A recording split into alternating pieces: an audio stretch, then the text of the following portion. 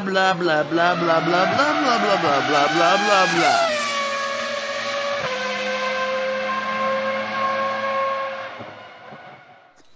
Hello everybody and welcome to I'll Tell You What TV for an F1 podcast about the recent Spanish Grand Prix won by Lewis Hamilton. Obviously I'm on the microphone tonight. We've got Steve as well and James, who's just been tongue fucked by a dog. I hope you're both well this evening. Not bad. I was. Now I feel a bit violated. I was going to say that's a usual feeling at the weekend for you, isn't it? Well, I can't get rid of this sore throat. It's doing me head in now. It's like the third week on the road. But how's Steve doing? I can't speak with Jefferson in the man. Oh, come on. Oh, I don't know. So you're I'm alright. anyway, at least we're all better than Roman Grosjean, eh? Well, yeah, definitely. I was going to say Roman Grosjean, to be fair, was going to be my starting point. And I think to a good degree it should be, although I have got a different starting point. And I've got to mention it straight away, because if I don't, I'll forget about it. So obviously we're doing an F1 podcast. That's what we do weekly, and we'll talk about Formula 1 and we'll talk about random other stuff at times as well. But obviously this week we're talking about we're going to be reviewing basically the Spanish Grand Prix. Or is it the Spanish Grand Prix? Because I'm pretty sure it was called the Spanish Grand Prix. Oh, you know what? It was classic.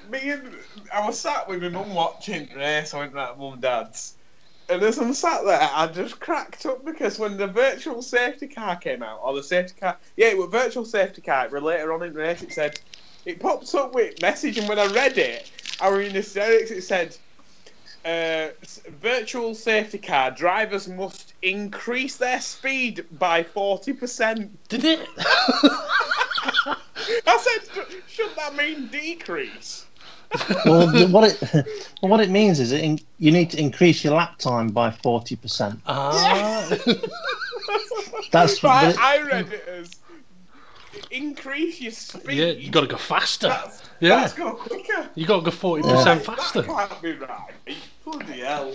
Yeah. Well, I'm guessing both of you saw about the slight hiccup in the pit lane with the pit lane paint. I did. I didn't know. You didn't, right? Did you hear about a few weeks ago? I think it was Brendan Hartley. You know, like they paint the names on the strip of paint in the pit lane. Yeah, just right? when they'll do like Santander in red and white. Stuff like that. Yeah. But they got Brendan Hartley's name wrong. Well, this week they had hashtag Spanish Grand Prix, but they spelt it wrong. They actually put Spain-ish Grand Prix, which. Okay, so what you could go, oh, someone's made a bit of a mistake there, but it actually got me thinking. You know, it could actually be a bit of a political protest, because think about it. There's been a lot of arguments about whether Barcelona is actually part of Spain and Spanish independence and all that kind of thing. So if you wanted to sort of make out that Barcelona wasn't in Spain and for some form have some kind of protest at a Grand Prix, it's a pretty cheeky way you could do it. Because if you want to say, well, Barcelona's not in Spain, you could write the Spanish Grand Prix. I don't understand as to why they want independence, but do they want it to be kind of a bit like Monaco with France? To be honest, I am not up to date on the whole political situation with Barcelona and Spain and all that. I've tended to keep away from all that kind of stuff. I mean, I don't know if it is that. It could just be someone has simply made an error. But it is just something that I thought. I still think it's funny though. I mean, hopefully it's not a political slander, but because it was quite amusing. But yeah, there we go. So, James, you mentioned about Roman Grosjean. And Yeah. I do think it's fair that that's where we start, to be honest, talking about the Spanish Grand Prix. By the way, we can't hear Steve's Jaffa Cakes, but we can definitely hear whatever James is unwrapping. I'm not unwrapping out. Oh, Steve's opened the second pack of Jaffa Cakes already. We are 6 minutes into the show, and just before we came live, we went, right, there's 3 for 8 o'clock, there's 3 for 9 o'clock, and you're already opening the second pack. You know. Yeah. You're as greedy as fucking Grosjean was with his throttle pedal. Now, I tried to do it quietly as well. it didn't work. Now, what I will say is, with our predictions, we all pretty much predicted that there would be something big happen at the start of the race. We were right, but we were wrong as to who it would involve. But I'll get on to the predictions after the Grosjean chat, but I'm interested to know what your guys' thoughts are on the incident itself. Well, one quick line from me. What a twat. Yeah. Well, his explanation to the FIA was, I was trying to get out of the way of the drivers. Yeah. And they asked him to elaborate, and he said, by crossing from one side of the track to the other. Mm. When there's everybody coming on the racetrack, where does he expect them to go? What does he expect them to do when they see smoke? Just what a... Well, yeah, exactly. What a fucking twat. Yeah. That should have had a way harsher penalty.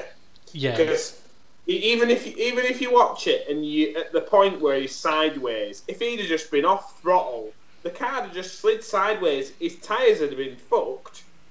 He may have slightly rolled forward, but if he'd have slammed on the brake, then the tyres won't be rolling forward or backward. It'll just slid in the same direction. Yeah, towards the edge of the track. He thought, oh, I'll tell you what, I'll try and do a burnout. That is... even though I'm just like a sim racer, if you can call that, when I put fuel in car. But even though I'm a sim racer, I wouldn't dream of doing that.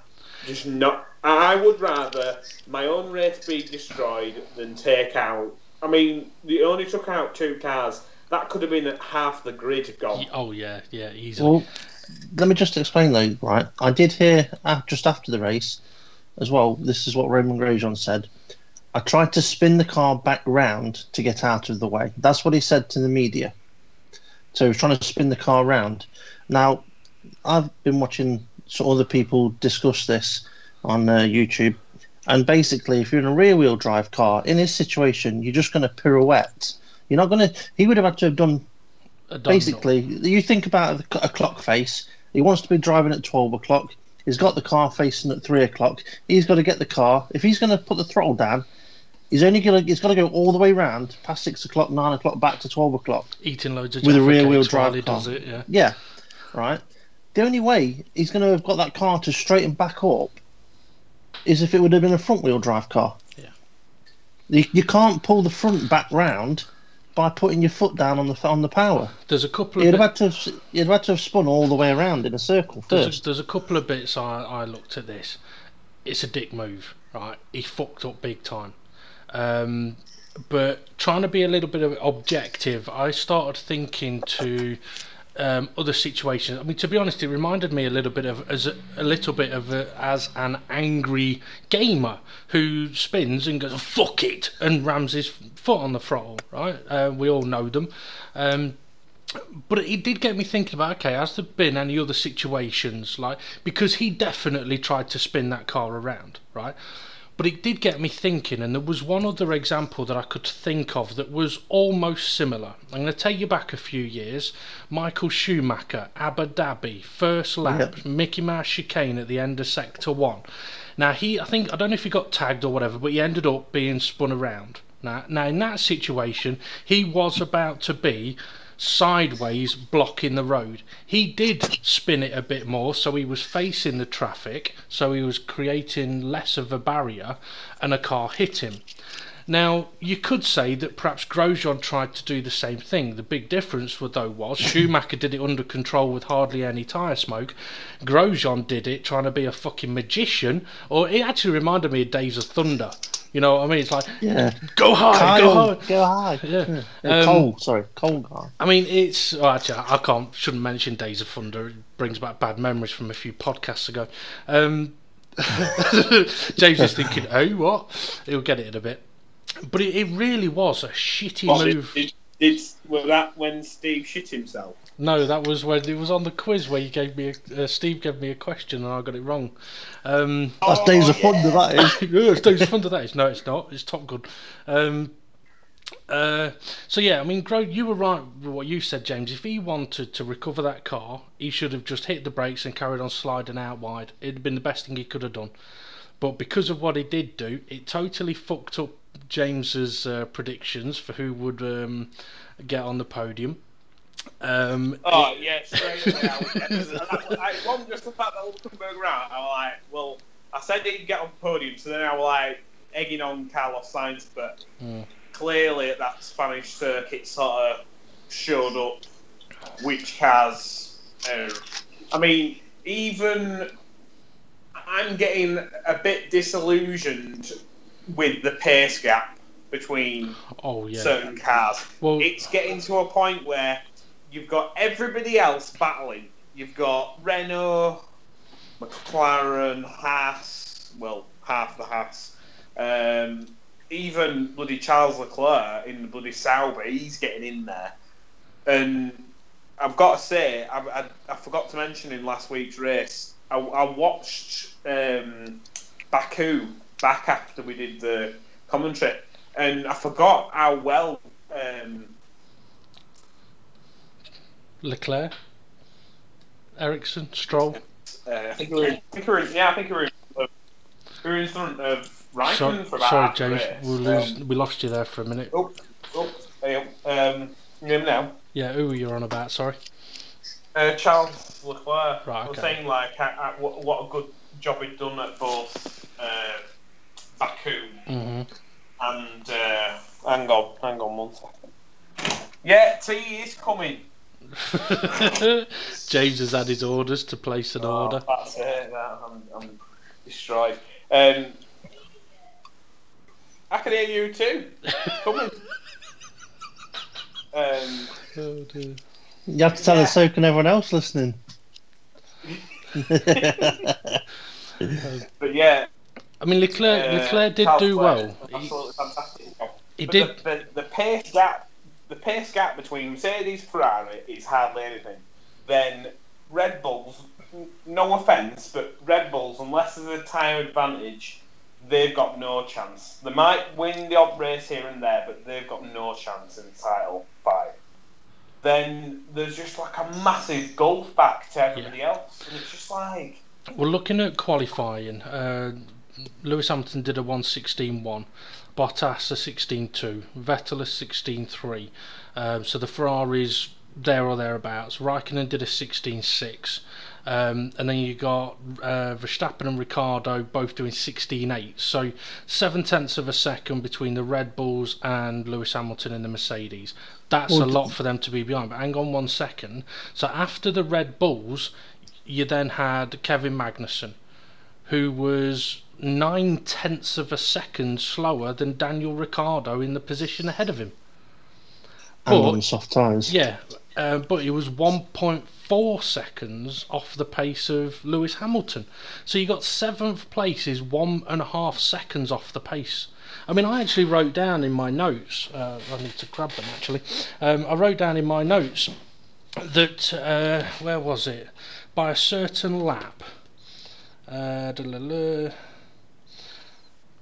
okay, I know I wrote it somewhere. It was by a certain lap, everywhere up to 7th was lapped. I'm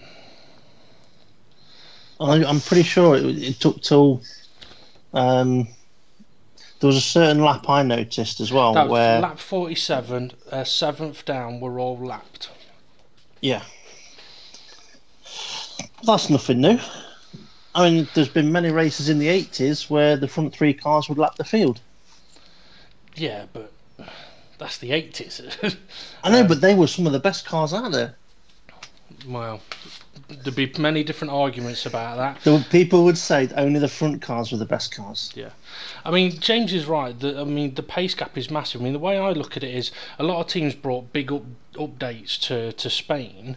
But to be honest, Mercedes could have brought nothing and been all right. Ferrari, to be honest, I don't think they're going to win a race in Europe unless Mercedes fuck up. And I can't see Red Bull winning another race unless it's perhaps Monaco, maybe. They've got a chance there. Or it's a rain-affected, safety car-affected race. Nobody else has got a chance, I don't think. Is James are you saying us? He's waiting for the kettle to boil? Is that Mercedes pace though? Well, what makes you say around Europe Mercedes aren't going to get caught? Because a lot of teams have brought a lot of upgrades to Spain, right? And Ferrari, to be honest, they actually struggled. They were destroying tyres, and Raikkonen's had engine problems again. Raikkonen's getting close to the point of taking engine penalties, and we're only, 5 races in? 6 races in? Yeah, 5 races in. So that's not looking good for Ferrari. Red Bull aren't going to catch them unless they suddenly get an extra 100 brake horsepower out of their engine, and that's not going to happen unless Renault do something magical. But if they do something magical with their engines, it's going to go into their car, not necessarily Red Bull's car, because of the engine arguments there. So I can't see that anyone's going to catch the Mercedes. They've struggled in the first few races, but now they've gone to Spain and shown what the car is really capable of, and they've brought upgrades to it, and they will continue to do so. I don't think the teams can keep up. As well, I think this were probably the first race this season we've actually seen Lewis Hamilton properly turn up and get to grips with the car. Yeah. I mean, he finished 20 seconds ahead of Bottas. Yeah. That shouldn't be happening. No. I mean, would that happen if it was Rosberg in the car? No, neither of them would have finished. But it's a big gap. I mean, he did look on fire all weekend, but he's. I did note as well in the cool down room when Hamilton was saying, like, should I give you the draft down towards turn 1, because he realised that he sort of opened up for Vettel. But I don't think, in all the years of me watching F1, I don't think I've ever seen 2 teammates that get on as well. No, it was interesting as well that during practice, Crofty was talking to De Resta about who he thinks will be in the Mercedes seat next season, and De Resta said, I can only see it being between 2 people, and that's between Bottas and Ricciardo. And I'll tell you who'll be in it. Hamilton. Well, yeah, he should be. He should be signing a deal soon. But yeah, he was saying that he thinks they'll stick with Bottas, because he's a known entity, he is improving, and the dynamic between the 2 drivers at the moment is brilliant. You haven't got 2 teammates who are arguing with each other, who dislike each other. They seem to get on, and that is invaluable. The only way Bottas would end up getting sacked is if they had the potential to get 1-2s every single race, and he kept coming in like 4th, 3rd, 6th. Yeah. And just having really shit weekends. Whereas if he keeps finishing on podium, if the car's good enough, he's got no problem. I mean, I think those sort of voice from the top might say, "We're selling enough cars in Iceland now. What you need to do is sell more in Australia." I don't think it'd make a difference because he's from Finland, isn't he? Finland, then. I didn't know they were selling cars in that supermarket. That's where my mum goes. I mean, I think it's fair to James. I think he's absolutely spot on so far this season. By the way, Steve, your e-cigs are whistling like a motherfucker. Lewis Hamilton. It's like a turbo. It is, isn't it? This is his quiet one. You should hear his noisy one. It's like a fucking. Hang on, I'll get it. I'll be on the PlayStation with him, and then all of a sudden, it sounds like a dying fucking grandma breathing down your ear. But at least it's not like Dave the Heart when you're bombing down the straight. You're quite stressed, and then you look in front of you, and Dave's like leading the race, and then you just hear him go with a cigarette lighter, and then it's just, and you're like, how can you stay so calm? It's all right until he drops it between his legs. He goes, "Shit, my nuts are on fire." But yeah, trying to get to the point I was going to say. James is right. Lewis Hamilton, we haven't seen him on form this season so far. And at the last race, when he got lucky, afterwards he did say, sorry, not the last race, at Baku, he did say, "I want to win one on merit. That's why I didn't celebrate this." And that's why I think he came into Spain thinking, I want to dominate this weekend. And his attitude, I think, is probably changed now. And given Ferrari's history over the last couple of years, I don't think they can maintain the level of pressure or quality required to take the fight to Mercedes. Not if they're going to be getting engine penalties coming up soon as well. Because all it takes is for one of their cars to get engine penalties. And then you've not got the two cars, like you haven't got your teammate between you and the title rival. But I think another thing that I were quite surprised with Ferrari were when they were on the pace in the first stint, it were pretty much within 10 seconds of Hamilton. All the way up until like the pit stops and stuff. They jumped to do an early pit stop with Vettel, which I was quite surprised. I thought that if they're going to use Raikkonen as a guinea pig, test him first and see what the pace is like. But they just jumped straight away with Vettel, got him on the white-walled medium tyre. And I don't know, when he jumped for the second set of tyres for Vettel, and he ended up coming out behind Verstappen on the virtual safety car restart, they were all going, "Oh, that's awful for Vettel.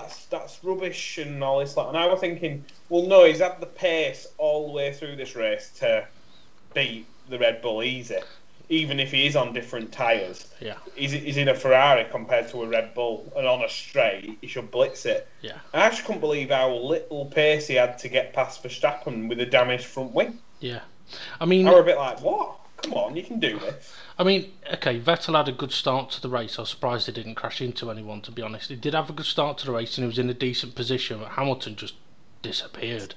I mean, one of the notes I did write, I didn't write down many notes about the race, but one of the notes I did write down when Vettel made his first pit stop was that the Mercedes engineer was spying on Vettel's tyres that had been taken off the car. I can't say I've ever really looked for it, but it was very clear from where the cameraman was that Merc engineer was looking at those tyres. I started laughing.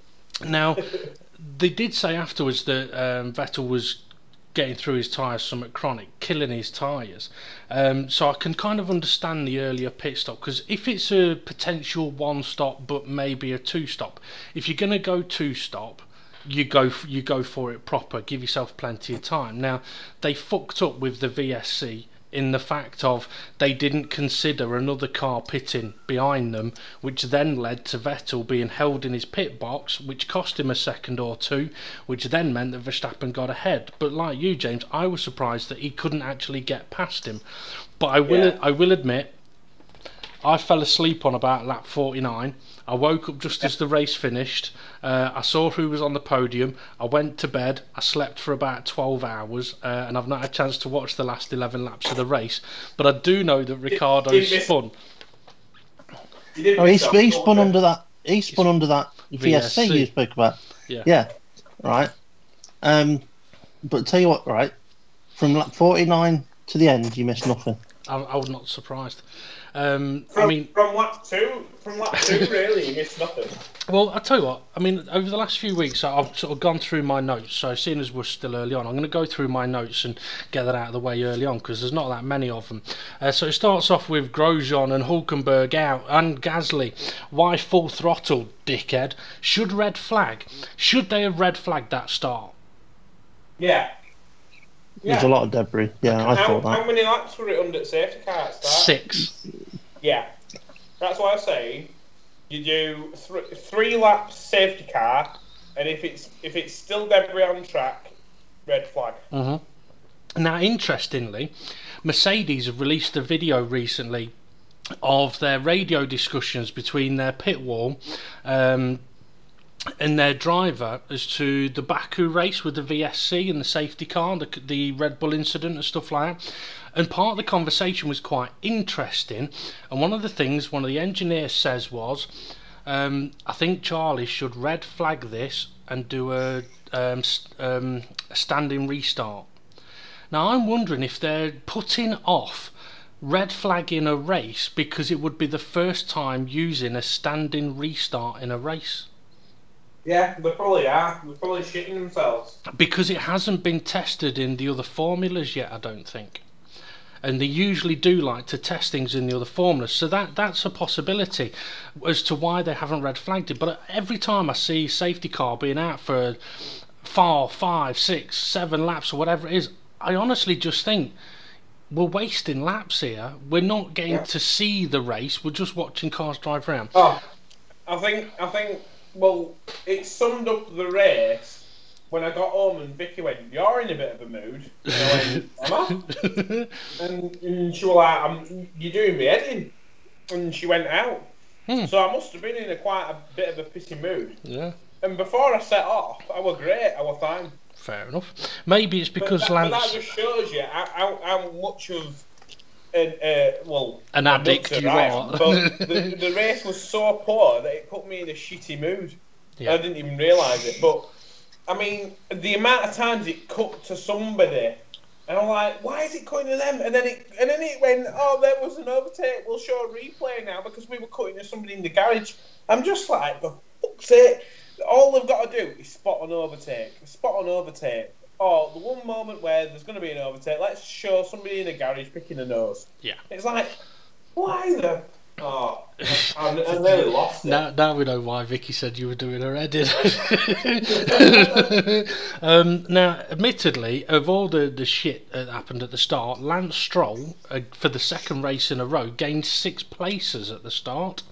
Yeah, but he starts at the back. I watched his onboard. He was the luckiest bastard. Oh, yeah. Literally just missed him. He was half on the grass. Yeah. Just missed Grosjean's back tyres. He was very lucky. Hang on. So the gain in the 6 places means 3 in front of him crashed out? It doesn't matter how. So how many others retired that were ahead of him? None. By the end of lap 1, he'd gained 6 places. Okay. Let's see. Where did he start? Well, let's see. He qualified. He gained 6 places because 6 drivers were driving in any direction other than Grosjean's. Yeah, he qualified 19th, and I think he started 18th. So, yeah, gained 6th place at the start. On to my next notes. Lap 7. Obviously, safety car came in lap 6. Lap 7. Alonso ran the outside of turn 3 on Ocon. Sweet move. Yeah, that was a nice overtake. That was. Well, nice. Yep. And that's all they've got to say about that then. but it showed you how there's clearly some aerodynamic parts that are clearly working sweet on that car. But then when you compare it to the Red Bull, it's nowhere near. And it's like... Yeah. No offence, but McLaren need to be getting the shit in order and thinking, you know what? As good as a brave face we're putting on this with a B-spec car, I just expected them to be a hell of a lot closer to Red Bull. Well, the concern for me was that once he'd got past Ocon, the car ahead of him was Leclerc on the soft compound tyre, and Alonso couldn't catch him up. And Alonso was on the super soft but then obviously they started to go off. I then wrote down on lap 10, it's boring now, it's spread out. I mean, literally by lap 10 I was bored, which was a bit of a disappointment. Lap 16, boring. Perez and Van Dorn for 3rd and 14th, 13th and 14th even, was the only battle. Now that was a situation where they actually did cut to somebody in the garage, and I'd spotted, like, I was like, hang on, there's 3 tenths between them two, and I'm pretty sure they were heading towards the final corner. They're showing someone in the garage. Admittedly, it was one of the new ladies they've been showing, and she's fit as fuck. I can't remember if it's Kimi Raikkonen's wife or somebody else's girlfriend. I can't remember, but she was stunning. I think it were Alonso's yes. girlfriend. It said, at the start of the weekend it was showing her, and it just said her name. I noticed in practice sessions it was just saying her name. By race day it was Alonso's girlfriend. Yeah. Probably because Google history of her name had just been hit so many times that they had to say, look, she's taken, guys. But admittedly, though, they did get the overtake of or the battle between Van Dorn and Perez, so they did get to see that. Lap 17, Hamilton's flying, got a 7-second gap to Vettel. Lap 18, a Merc engineer spying on Vettel's tyres. Lap 20, Bottas missed the undercut because of a slow pit stop, 3.9 second pit stop, which meant he came out behind Vettel, and I think it may have been Ericsson or Leclerc, one of the Saubers. And I think that really, if Vettel hadn't have been on a 2-stop, that would have cost Bottas second place.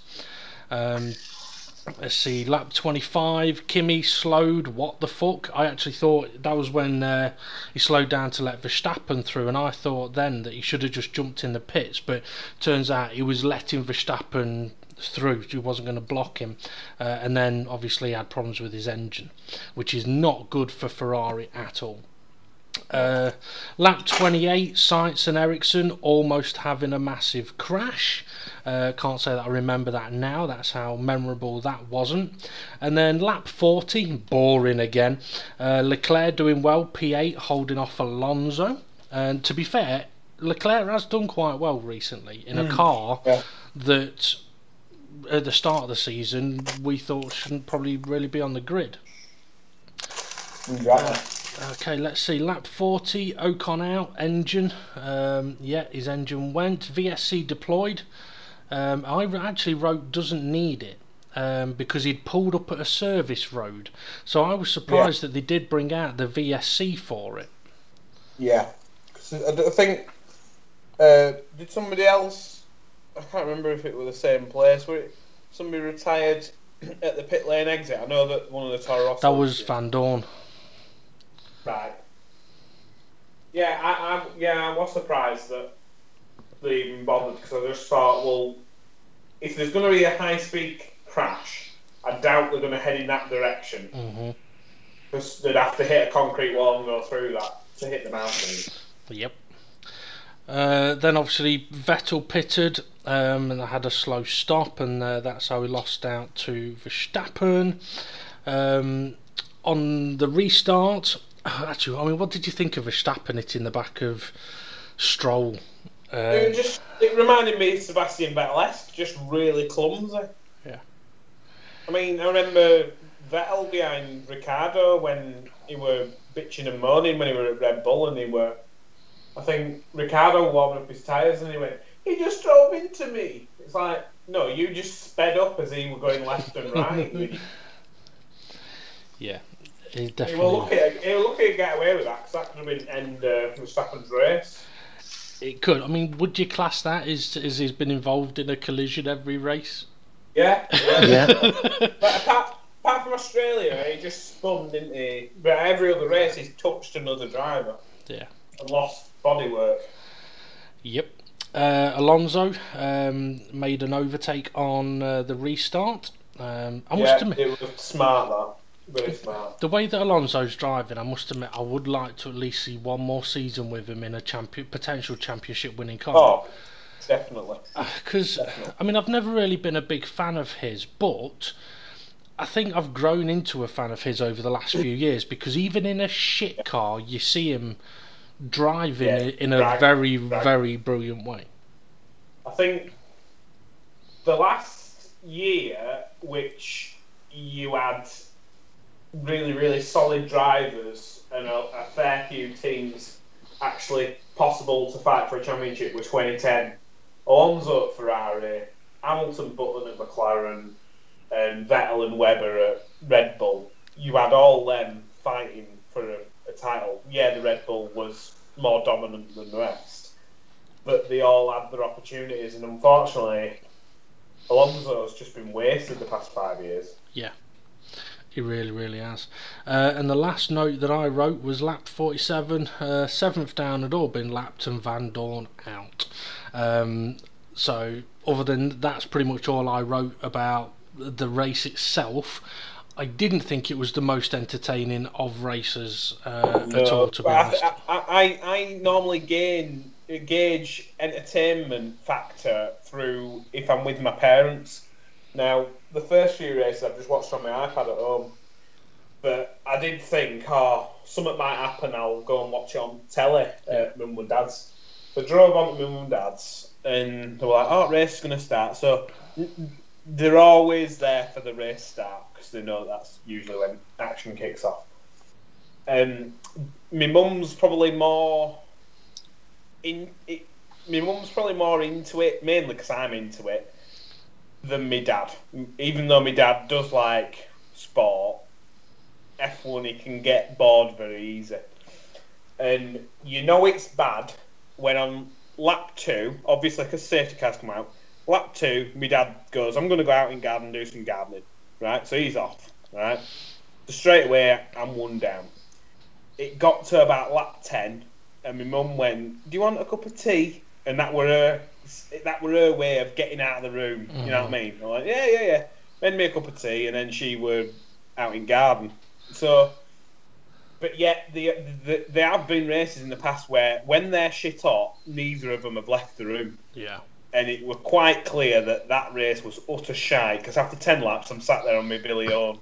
You know what I mean? So just out of curiosity, did you fart on lap 2 and did you fart on lap 10? No. I was swearing a bit at the whoever were in control of the camera. Like, that might have contributed to my mum leaving. Oh dear. So, I mean, it's... Go on.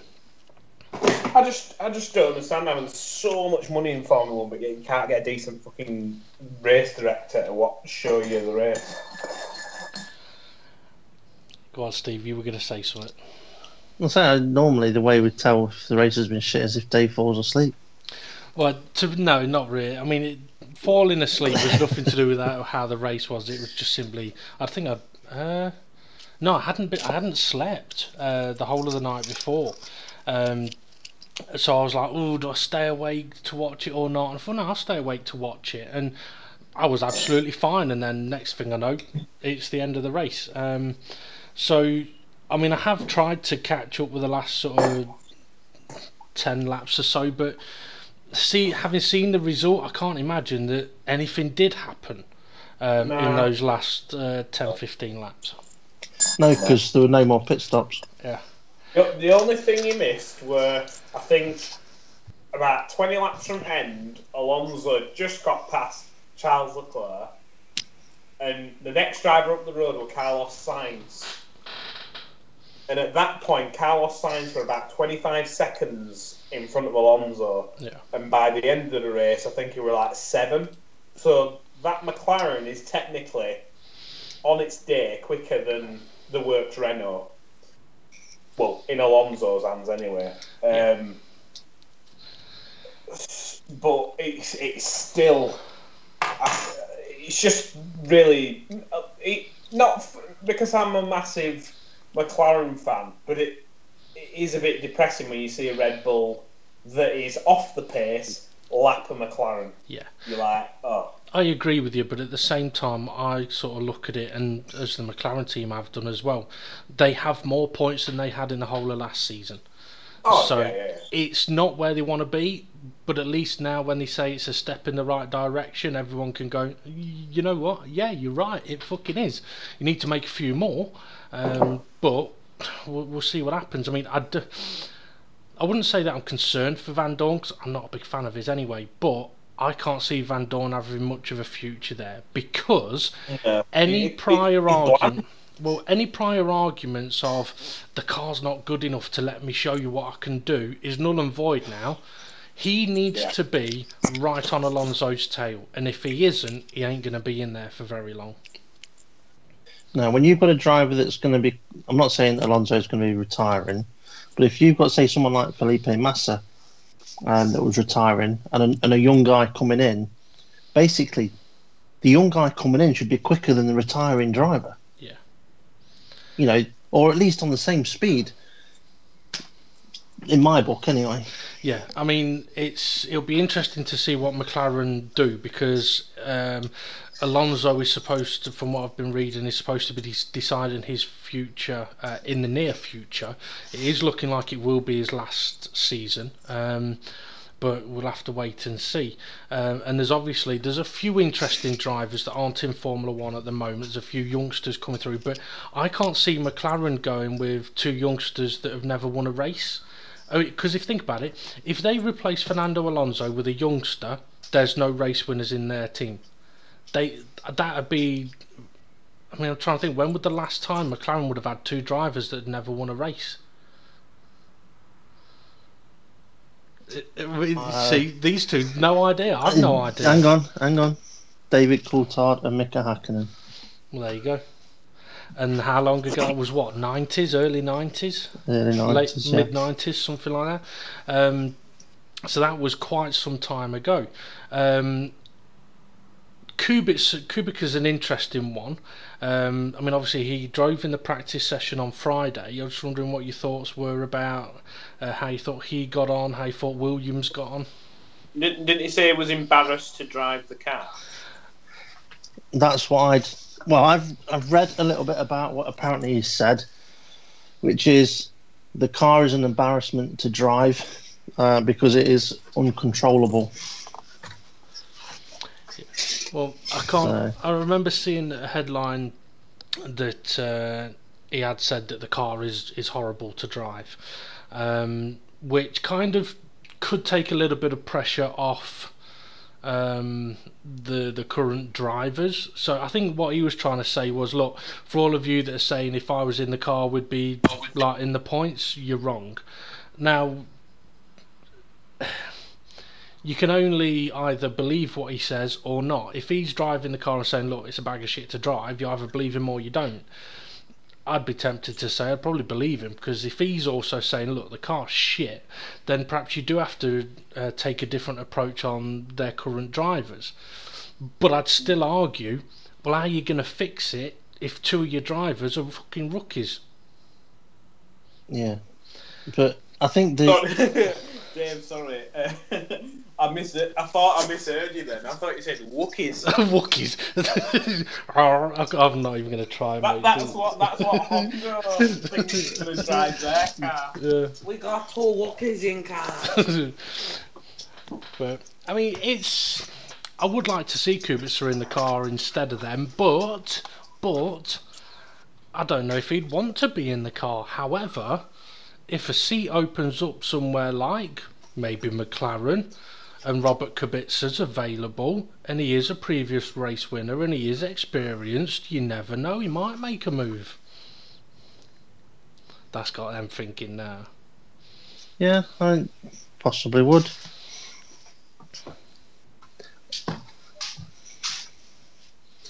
James has gone quiet. He's gone to see if Vicky likes the tea or not. No, sorry guys, I'm having a poo. Oh, I thought, they'll keep ranting about Kubica. No. Now we're gonna talk to you now. So, cool. There's Steve, James. Any thoughts about the Spanish Grand Prix that you want to bring up? And we are a podcast reviewing the Spanish Grand Prix. Well, it was shit, wasn't it? It was shittish. It was shittish. It was Spanish. It was entertaining on first lap, let's just say that. I was sort of quite happy with the move Alonso did.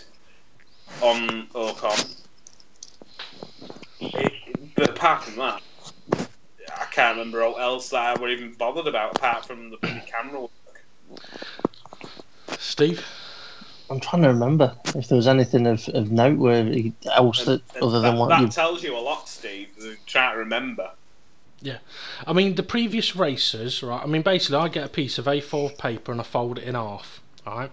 And most of the races we did a review on last season, it'd be like one side of half an A4, maybe two sides of half an A4. Right, so basically one A4 page of writing, of notes. The last three races, it's been like both full sides of an A4 piece of paper of notes. That's how much of note there has been. For this race, it was 1.5, so like not even one full A4 page of notes. I mean, the only other thing I'm going to say, there's a couple of things actually that I thought about, and that is from the qualifying, it showed, we've touched on it a little bit, Van Dorn is not up to the speed of Alonso. Yep. And how bad the Williams is, which we've just said.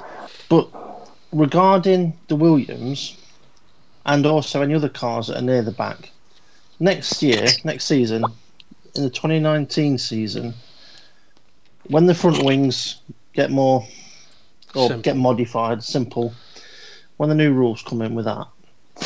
Now, does that mean that there is less scope for some teams with better aerodynamicists to be able to make the wings, make all these different vortices come out all over the place to make the car work wonderful?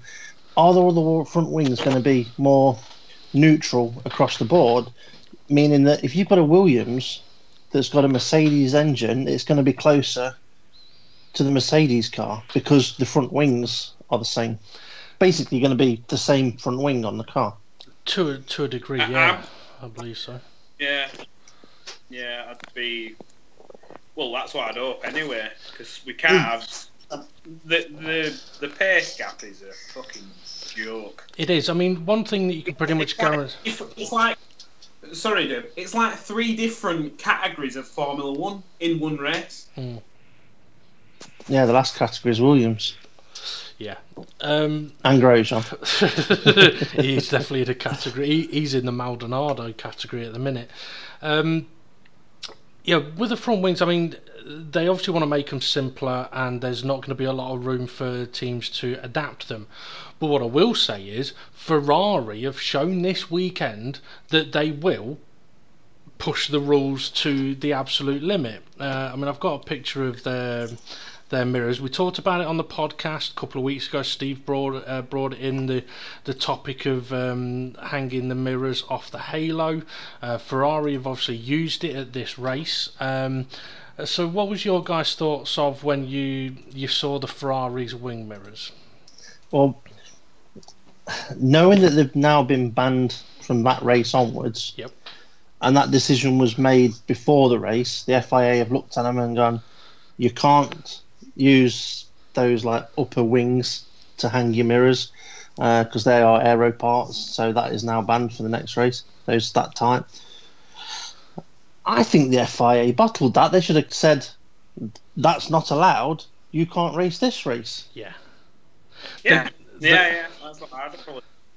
They could have done. They could have easily have done that. I mean, obviously I don't know the full details, but I can imagine that there would have been a discussion of, look, what you've got on the car isn't legal, and Ferrari going, well, we can't change it now.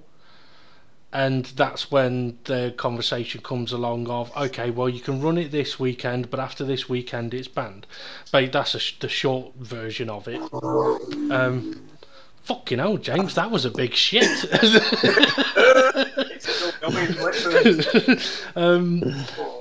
I mean, I saw them, I'm a bit with Stevie. I think I would have been like, well, you either take them off or you're not racing. Yeah. Bye. Well, I do know that the fact is that they said that they can't revert it in time for that race. Bullshit. They're in Spain. The head office is in Italy. I'm pretty sure they could get it sorted. You know what I mean? Especially when the FIA would have seen them on the Friday or the Thursday, whenever the first scrutiny was. I think it was either early Friday morning or Thursday evening. But because I know Charlie Whiting went and took pictures of them early Friday morning. I mean, I'm surprised in a way. Well, I don't know, maybe it's just the way that I would work it. I would approach the FIA and say, look, this is what we're looking at bringing. Is this legal? The FIA don't have to let anybody else know. It's part of what the FIA allow you to do. You can approach them and say, can we do this? And they'll say yes or no. That's the guy who went and worked at Renault. That's what his job used to be. Like, you'd go to him and you'd say, can we do this? And he'd go, oh, I don't know about that. Or, yes, you can.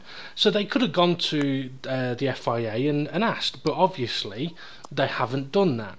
Now, Ferrari did say they had to put the top piece on because the mirrors were moving too much. My argument to that would be, well, if Haas's mirrors can stay on with how much they move, then so can yours. Admittedly, maybe that's why Magnussen keeps driving into people, the fact that he can't see out of his mirrors. But I saw these mirrors and I went,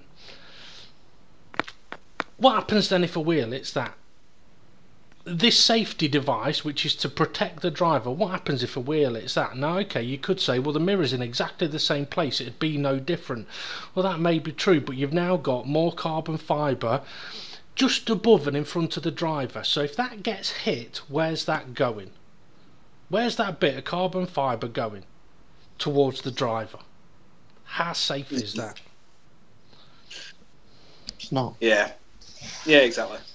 Just, I don't know. But this is one of the things, I just don't understand who is really, really in charge of F1.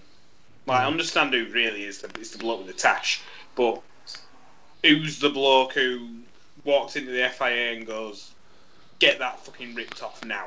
Yeah. You know what I mean? I can't imagine there's anybody that works within the FIA that are like actually really, really ruthless. Ruthless, yeah.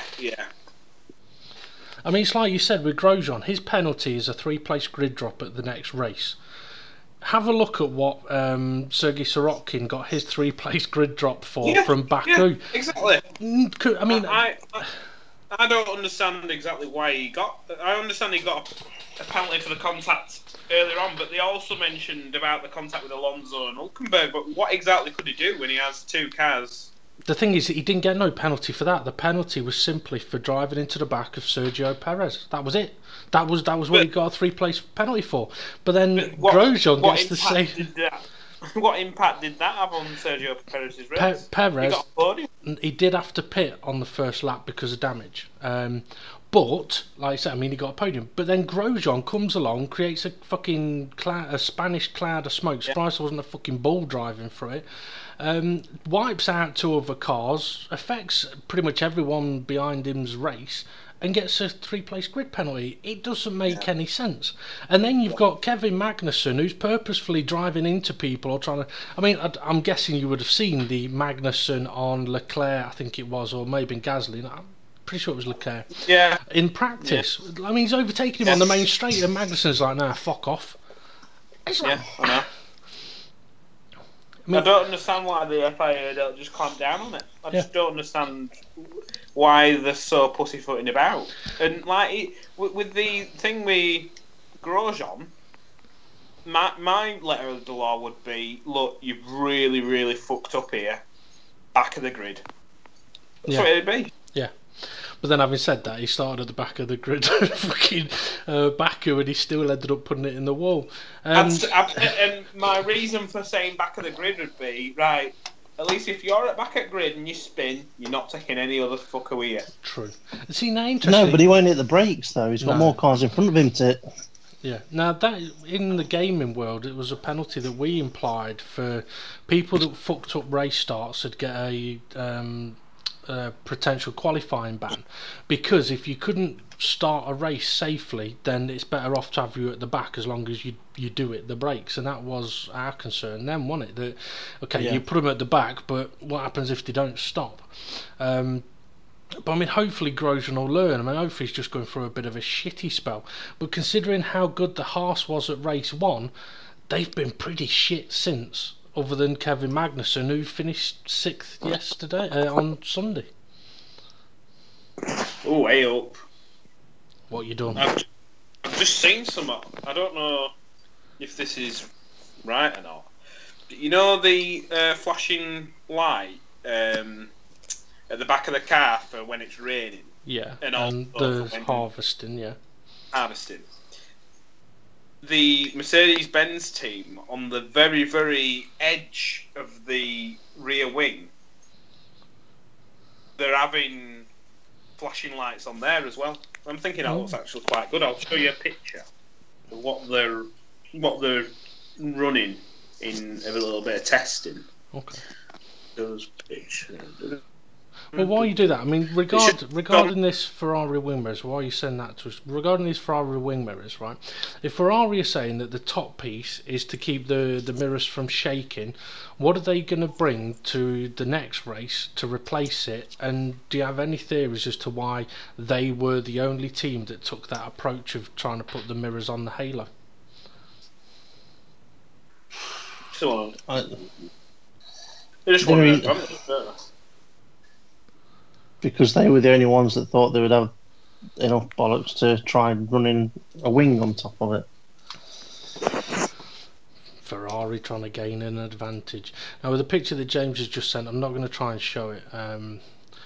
It will be better just explaining it. It looks a bit difficult to see, but it does look like it's pretty much just lights down the. It's got a lightsaber strapped to the back of an F1 That car. is what I thought of, a lightsaber strapped to the back. I think someone's photoshopped that with a fucking lightsaber on. It would be interesting to see down like the back edges of the rear wing. Maybe it's for it's probably some kind of GIF. It's to help Romain Grosjean. Now, one thing I will say is, as much as Grosjean fucked up, the incident started off with his teammate fucking up. Mm-hmm. There was Magnussen that sort of semi-lost control of his car, that then led Grosjean to twitch his car. But I mean, I'm still surprised that the rear end went on him as much as it did, just from sort of lift off oversteering that way. But it all depends on, well, I say depends, but so because it would have probably wanted to harvest energy through the system.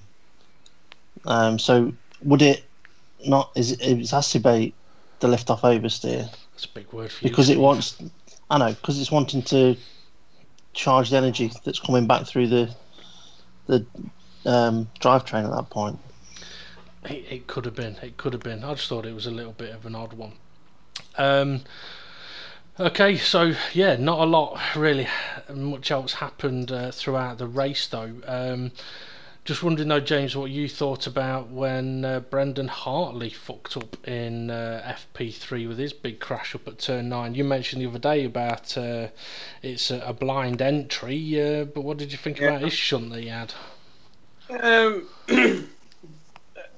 don't ever want to watch a driver get hurt, but for me, that was exactly what the track is designed to do. You have grass there, you pay the price. He fucked up in practice 3 so much that his car smashed the fuck. He got out, he was perfectly fine, that's what I want to see. But it meant that he wasn't able to qualify, and that's the risk you take. Whereas, if it had been any other circuit, that would have been either AstroTurf or painted tarmac, and he'd have still gone even quicker through there and probably held it. Yeah. I don't want to see cars flying off and people dying, but I want to see stuff like that where you've got grass at the side of the racetrack, so if you make an error, you pay for it.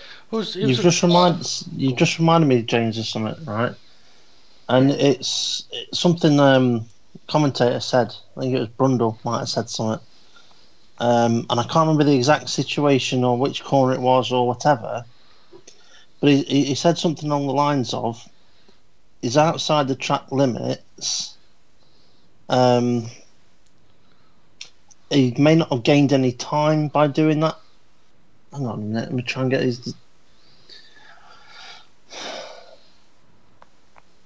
No, something that's right. There was a certain part of the track, and he says, but he's definitely not benefited from being over there. I think it was to do with the fact that there was grass. No, I think there was the fact that there was grass there. There was a particular corner where there was grass, and he says he's not going to benefit from being over there, and neither should he be because he's off the track. Yeah. Kind of, basically by saying if you're off the track, you should not be able to get away with it or benefit from it, and that sort of stuff. And I should have wrote it down when he said it because I thought, oh, that was good what he said. No, I've forgotten exactly what his wording was.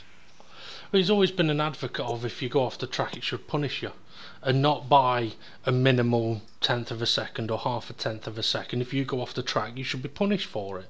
And I mean, I'm of that same mindset. I've remembered. Go on. And it was actually turn 1. You go deep at turn 1, you've got the cone. Yeah. Where you've got to go around to come back on again. And on lap 1, Van Dorn didn't. Yeah. Yet Sorokin did, I think it was. No, it wasn't Sorokin. It was a Sauber. I can't remember who was in it. But anyway, Van Dorn got a 5-second stop-go penalty. This one, Spain. Turn 1? Yeah. Turn 1. If you went off the track at turn 1, right, so you missed turn 2, yeah, there was a cone you had to go around after turn 2. Hamilton went for it, Verstappen didn't.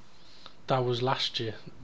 No, it were in practice. Hamilton went Oh, yeah. Round the cone, Verstappen didn't. Yes. And then they were talking to Christian Horner going, do you think he'll get a penalty? And Christian Horner didn't even seem to know the rules because he was like, oh, well, he went over the bollards and then rejoined and went, yeah, but you meant to go past the left of the cone. And like, in practice, they were just warned about it. So Hamilton just got a warning. But in the race, Van Dorn got at the race start. Van Dorn got a 5-second penalty, and someone behind him went round the cone correctly and didn't get a penalty. But what Martin Brundle said about it was that even though it takes longer to get back to the circuit, going around that cone, you're being penalised for doing so, and so you should for being off the track when you have made a mistake. When others have deliberately tried to stay within the white lines. Yeah. Mm-hmm. Yeah. I mean, track limits is an interesting one. I mean, I did notice that they made some changes to a few of the curbs around Spain. Turn 5, I think it is, turn 5, 6 and 7 chicane, exit at turn 9, exit the penultimate corner. Did not really change much, but they did put a yellow sausage curb in, which was sort of just to that limit of, okay, we'll give you a little bit of room, but if you get on the yellow curb, you're probably going to suffer a lot. So a bit of touch and go on that one, but I mean, I like the fact that they are working towards, look, you got to stay on the track, guys, and in certain places, I mean, I don't have a problem because with this go around the bollard, right? Because they do it at Spain for turn 1, they do it at Russia for what is effectively turn 2, but it's the first real corner. They do it there as well.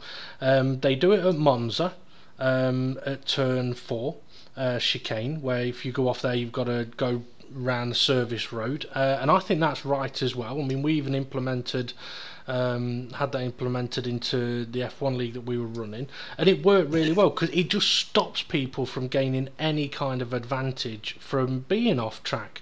And now some people not only that as well, it's about minimise it prevents people from minimising their mistake. So someone, I'm driving correctly, someone's fucked up, yet he's still up my arse. That's not fair. Well, I think Vettel was complaining. I think it's quite interesting, actually. Vettel's been complaining the last couple of days about loopholes under the VSC that drivers are exploiting. Unfortunately, the website I was reading it on didn't go into much detail about what he'd said. But I thought it was interesting because obviously he's won a couple of races this season through safety car or VSC situations, and then he went for a pit stop during VSC and got jumped or at least lost a position because of it. But it is interesting if, for example, the drivers have got a certain delta time. If they cross the start-finish line, they could effectively go too fast to stop a guy that's in the pits getting out in front of them. So they could go really quick up to turn 1 and then slow down loads to stay within the delta. So no, they can't. The delta time refreshes every 50 metres. I've read that today. And that's something I was reading from the FIA. Because there was a conversation between him and Charlie Whiting, and basically the delta in these F1 cars, it updates every 50 metres. It's GPS data, and basically it's got to be correct, but it updates every 50 metres to them. They have got, though, until the next marshalling post to be able to correct an incorrect data. Yeah. So if they are without it, they've got till the next marshalling post to get back within it. Now, that's completely track dependent on where the marshal posts how are. many 50 metres are that may be. Yeah. The thing is, though, that's not saying that there's a marshal post every 50 metres. This is the sort of point I'm trying to say. Their data may update every 50 metres, but if the next marshal's post is half a mile away, you got half a mile to slow down once you've speeded up. All you got to do is speed up past the pit lane to stop the guy getting out in front of you, and then slow down. And the reason I mention it is there was a couple of occasions where a car came out of the pits, car passed them just before pit exit, and then went so slow through turn 2, it was clear they were backing the car up. Now, why would they do that? To get the time back that they've gained. Now, if that's what drivers are doing, some may say, well, that's just part of the game. Some would say that's wrong. I mean, personally, I would rather see a maximum speed limit applied. I'd rather see that than, oh, you got to hit certain. If it was under VSC conditions, everybody's got to be under the pit lane speed limiter. Different scenario then. And if people want to say, oh, well, yeah, but what happens if when you restart it, someone who was on a straight or is halfway down a straight when it restarts and someone is just getting onto a straight, they're going to lose a lot of time. Well, that's why what you do is you go, right, where's the leader when we press this VSC button? Right, okay, he was here on the track. Right, well, when we're ready to turn the VSC off, we'll wait until the leaders got to that point on the track. Then everybody is exactly where they were when the VSC came on. Yeah. Yeah, it should be. Yeah. I mean, I don't see what the problem would be with that. And not only that, all drivers would have some form of an idea of exactly when the VSC was ending, and you shouldn't end up with situations like Max Verstappen going a little bit too soon and hitting the back of a driver, damaging half his wing. Yeah, I mean, I just wonder whether with that Max Verstappen thing, was that just him warming up to go, or was that him going? No, that was him going. So why was the Williams not going? Because he weren't ready. Because the VSC wasn't ending just yet. It was about to end, and Verstappen just went a little early. That was all. So Verstappen went too soon then? Yeah, went too soon. Said his car tyres were cold and he couldn't stop in time. I love that old comment. My tyres were cold. It's the same as I had no fuel in my car. I think what the thing is with Max Verstappen is he just assumes too much of other people. He assumes that the car in front is going to bolt, so he bolts. But he ain't racing that car in front. It's a back marker, so it's going to get out of his way anyway. But he assumes it's going to get out of his way. And well, like with the overtaking moves, he assumes they're going to disappear. And you can't assume anything. You've got to just basically, you got to think, well, what if they don't? You know what I mean? Yeah. Got to have that little bit of doubt, but I don't think he has that. And like we were saying the other week, if he doesn't learn from his mistakes, he's just going to keep making them over and over and over and over. Yeah, definitely. I mean, in a way, it's going to sound bad, this, in a way. With the Red Bulls starting next to each other on the grid, I was thinking, go on, hit him again. Because I would have been, I don't know, maybe I just wanted a bit of spice, like what's going to happen. And it would have been interesting. I mean, I wouldn't be surprised if they come together again in the future. I mean, anything is possible, that's for certain. But yeah, I don't know. Anything else, Steve, James, that you can think of that stands out from the Grand Prix? I can't think of what else. Only the fact that I know that I've got a couple of my predictions right. You reckon? So you want to go through these predictions then, do you? Seeing as you think you've done okay. I can't remember what the other ones were. Well, I'll send the picture of the predictions to the both of you, and I will pop them up on the screen. I haven't written Ray's up on the picture. But I can obviously mention Ray. So, looking at the predictions then, Steve gets very, very lucky with his Hamilton pole and Hamilton for the win approach on all of his predictions. It's finally paid off. So he gets a point each for those. James was right with a pole sitter, predicted Hamilton, although did say that Carlos Sainz would win the race. I said Kimi would get pole and Vettel would win, and I was a mile off with both of those. Podium, our podium choices were absolutely terrible, to be honest. Let's see, did anybody pick anybody that got on the podium? No. Steve went with Ricciardo, Kimi and Alonso. I went with James went with Sainz, Kimi and Hulkenberg, and I went with Kimi, Alonso and Hulkenberg. So yeah, we did awful there. I mean, only one of James's drivers finished the race. For Steve, 2 finished the race, and for me, 1 finished the race. So yeah, didn't do very well there at all. First to crash out, Steve said it'd be Van Dorn, and it wasn't. James said it'd be Vettel, and unfortunately it wasn't.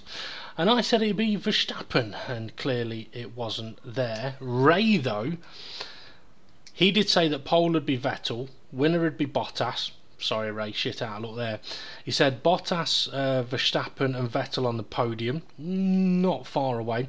But he did say that Grosjean would be the first to crash out. So Ray got that one right, whereas we didn't. Fastest fourth. Well, go on. Technically, he wasn't the first one to get out of the car. He caused the fucking crash, and he was definitely fucked at the start. He was down as first to crash out. Okay, fastest Force India. I didn't even realise this until I was putting the picture together today. Steve went with Ocon P4, he DNF'd. James went with Ocon P7, he DNF'd. I went with Perez P9, and he got P9. So a point to me there. I didn't even know I'd picked that when I looked at it today. And no, I didn't edit it.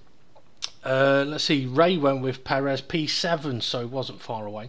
And then James's selection for a prediction, which was the Renaults beating the Red Bulls. So James, how did that one go for you? Shit. Well, Steve said that both Red Bulls would beat both Renaults. So that's another. I think if Grosjean hadn't done that, Hulkenberg could have done it. What, P15 to P3? Oh, easy. It's all right to say that now. I'm not so sure. I don't remember seeing Sainz much throughout the race, you know. Yeah, Sainz were very much like Magnussen, had a very lonely race. Yeah. Mind you, for Magnussen, I think that's the safest thing for him. Safest thing for everybody else as well. Okay, James said that both Renault would beat both Red Bull. and obviously they didn't. And I said that one Renault will beat one Red Bull, and I was shit out of luck there. So Steve has his best scoring week so far, getting 3 points. That puts him on 5. James gets the 1 point. That puts him on 5. And I got the 1 point, which puts me on 3. So I'm going to have to up my game a little bit for future predictions. Ray didn't do too bad, though, with a point for Grosjean. And he also said that no Renaults would beat the Red Bulls. So it would be 2 points for Ray as well. So not bad on the predictions there. There was something else I was going to mention as well about the race this weekend, but I can't really... Mentioned there'd be a massive crash at the start, but I thought it'd take out the leaders, but yeah, or a decent mission. I was impressed with how well Hamilton dealt with the safety car restart, though. I didn't know if he was going to try any kind of dirty Vettel style tricks of speeding up, slowing down, but he didn't really seem to do that, and just managed to get a very, very good start. But I mean, something that I was thinking of though was, I'm wondering if either FOM or Sky need to do something where, right, okay, you've been mentioned about the difference in pace, right, in qualifying and in the race. But do either of you two know which engine the drivers had in their cars? Whether it was a new one, an old one, done 1 race, 2 races, 3 races, or what? Any idea? No clue. No clue. No clue at all. And I've no clue at all, and I can't remember the commentators ever mentioning it at any point throughout the race. So does there need to be something on screen during the race that indicates, a little bit like the tyres, that indicates they're on engine 1, engine 2, engine 3, or engine 1 that's done 3 races? Or should you at least be notified of it in the pre-race build-up? Of, you know, something... You know, Yeah, even if it's a picture on a... How many kilometres the miles that the Engine's done. The engine's done. Yeah. Yeah, even if it's a picture on screen. Because if it's a picture on screen, I can take a picture of that with my phone then. I can look at it whenever I want. Yeah, because the reason I mention it is because you look at the pace gap and you go, okay, the front 3 teams are like Red Bull, okay, they're, 7/10 of a second off Mercedes. But if Red Bull are on old engines and Mercedes are on new engines, then maybe the Red Bull is faster, but we don't know. And then you've got a 1 point... well, nearly a second gap to P7. Well, are they on an old engine? Is the rest of the grid on old engines, but the front 3 teams are on new engines? We just, as a viewer, you don't know. I mean, it would... I don't want to get on too much about the engines, but it's more of a sort of, from a viewer perspective, you don't want too much on the screen, but I do think they should have something indicating something like that, which effectively could be a massive factor into how fast a car can be in a race. I just don't get it in this day and age in a way where it's... You go around all these different racetracks, all right, for different Grand Prix. Why the hell do you have to use an old engine? Why can't they use a new one? Yeah. You know, it not only... from a spectator's point of view, but if I was like trying to promote a race, it's like, hey, come and watch some of the fastest guys race in the world around our race circuit, but only half of them will have good engines, the other ones will have really shit ones because they've done, you know, twice the amount of miles and might go pop, but then there might be someone that's got a brand new one in there. It's like, yeah, just let them all have a new engine. Well, here's a question for you, James. I'm figuring that you watched the GP3, GP2 race because you were sending us pictures. Did you find the GP3 and GP2 more entertaining than the F1 race? By a country mile. Absolutely.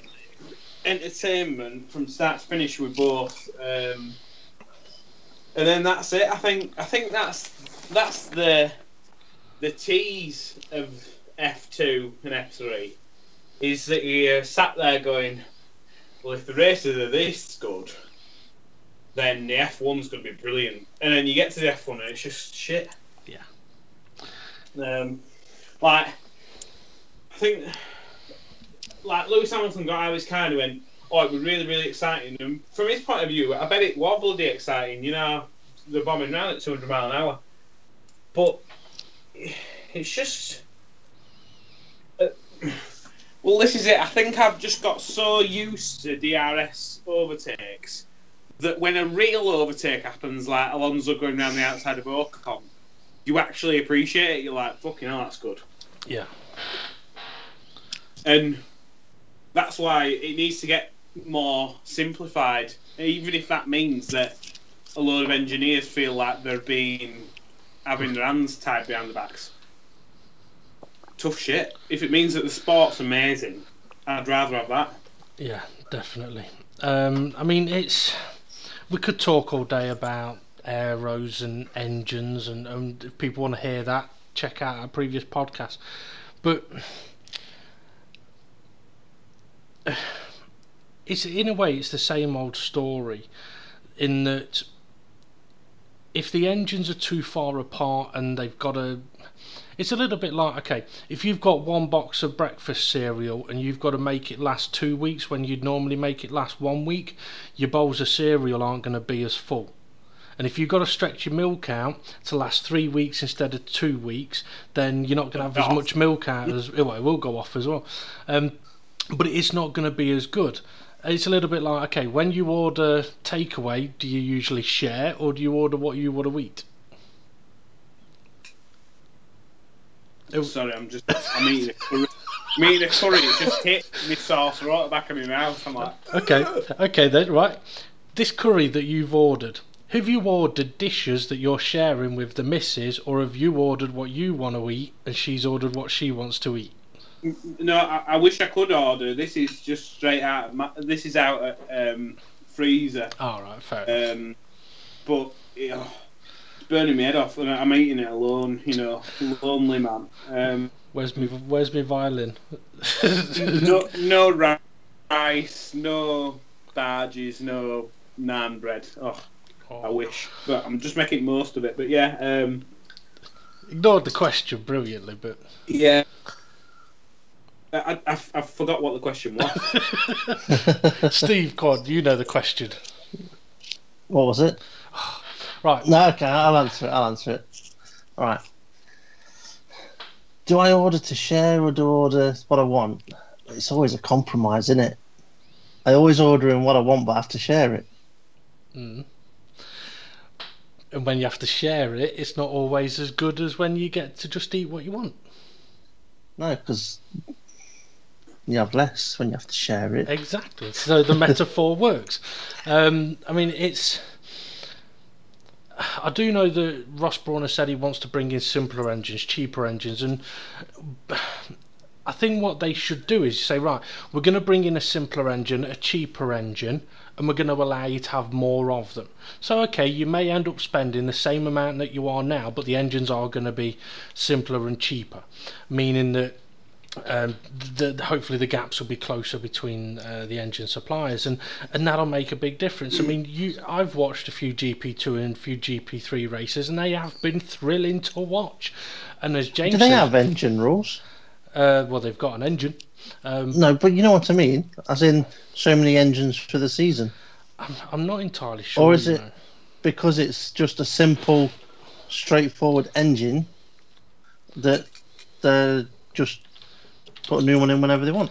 Well, let's Google it and find out, shall we? It's what it's there for. A GP2 2018 engine regulations.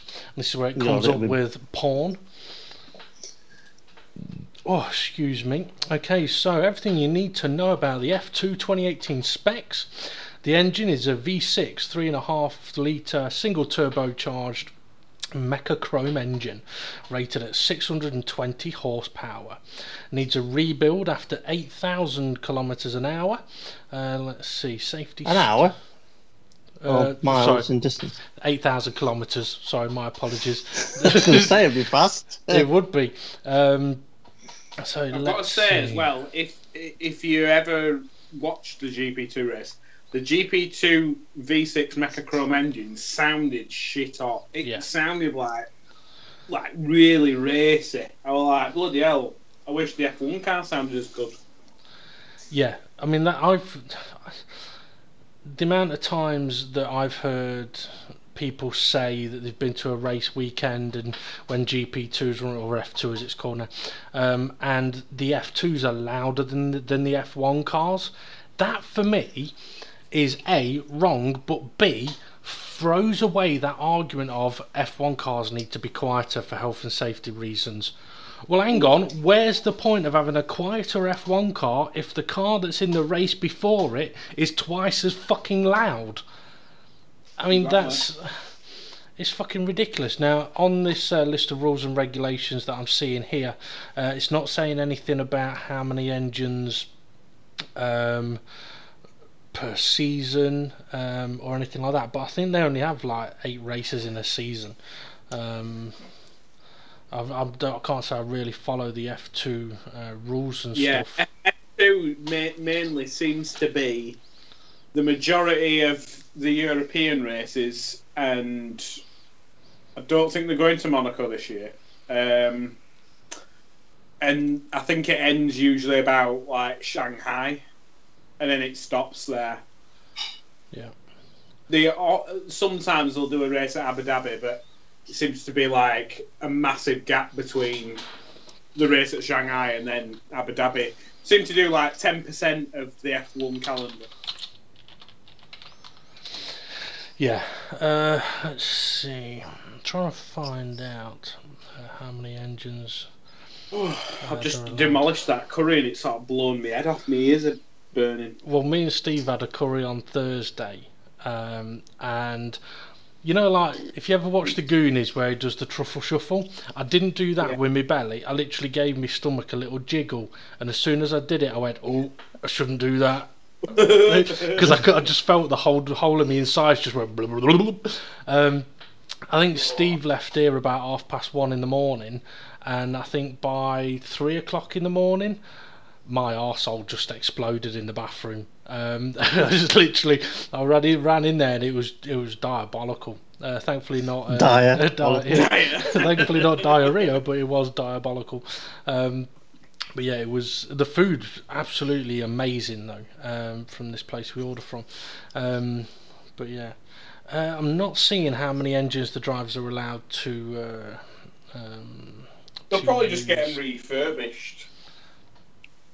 That's pretty much what F1 used to do between races. Yeah.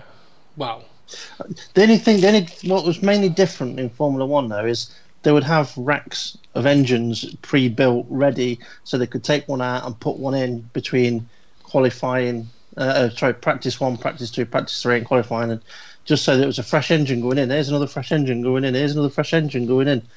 And that's the main thing they wanted to stop. But I mean, that's why I was saying, why can't they just say, well, you know, that's your race engine there, new race engine for each race. Yeah, and you can have a spare, like whatever you use throughout the practice session, you can have that ready to put back in if you need it.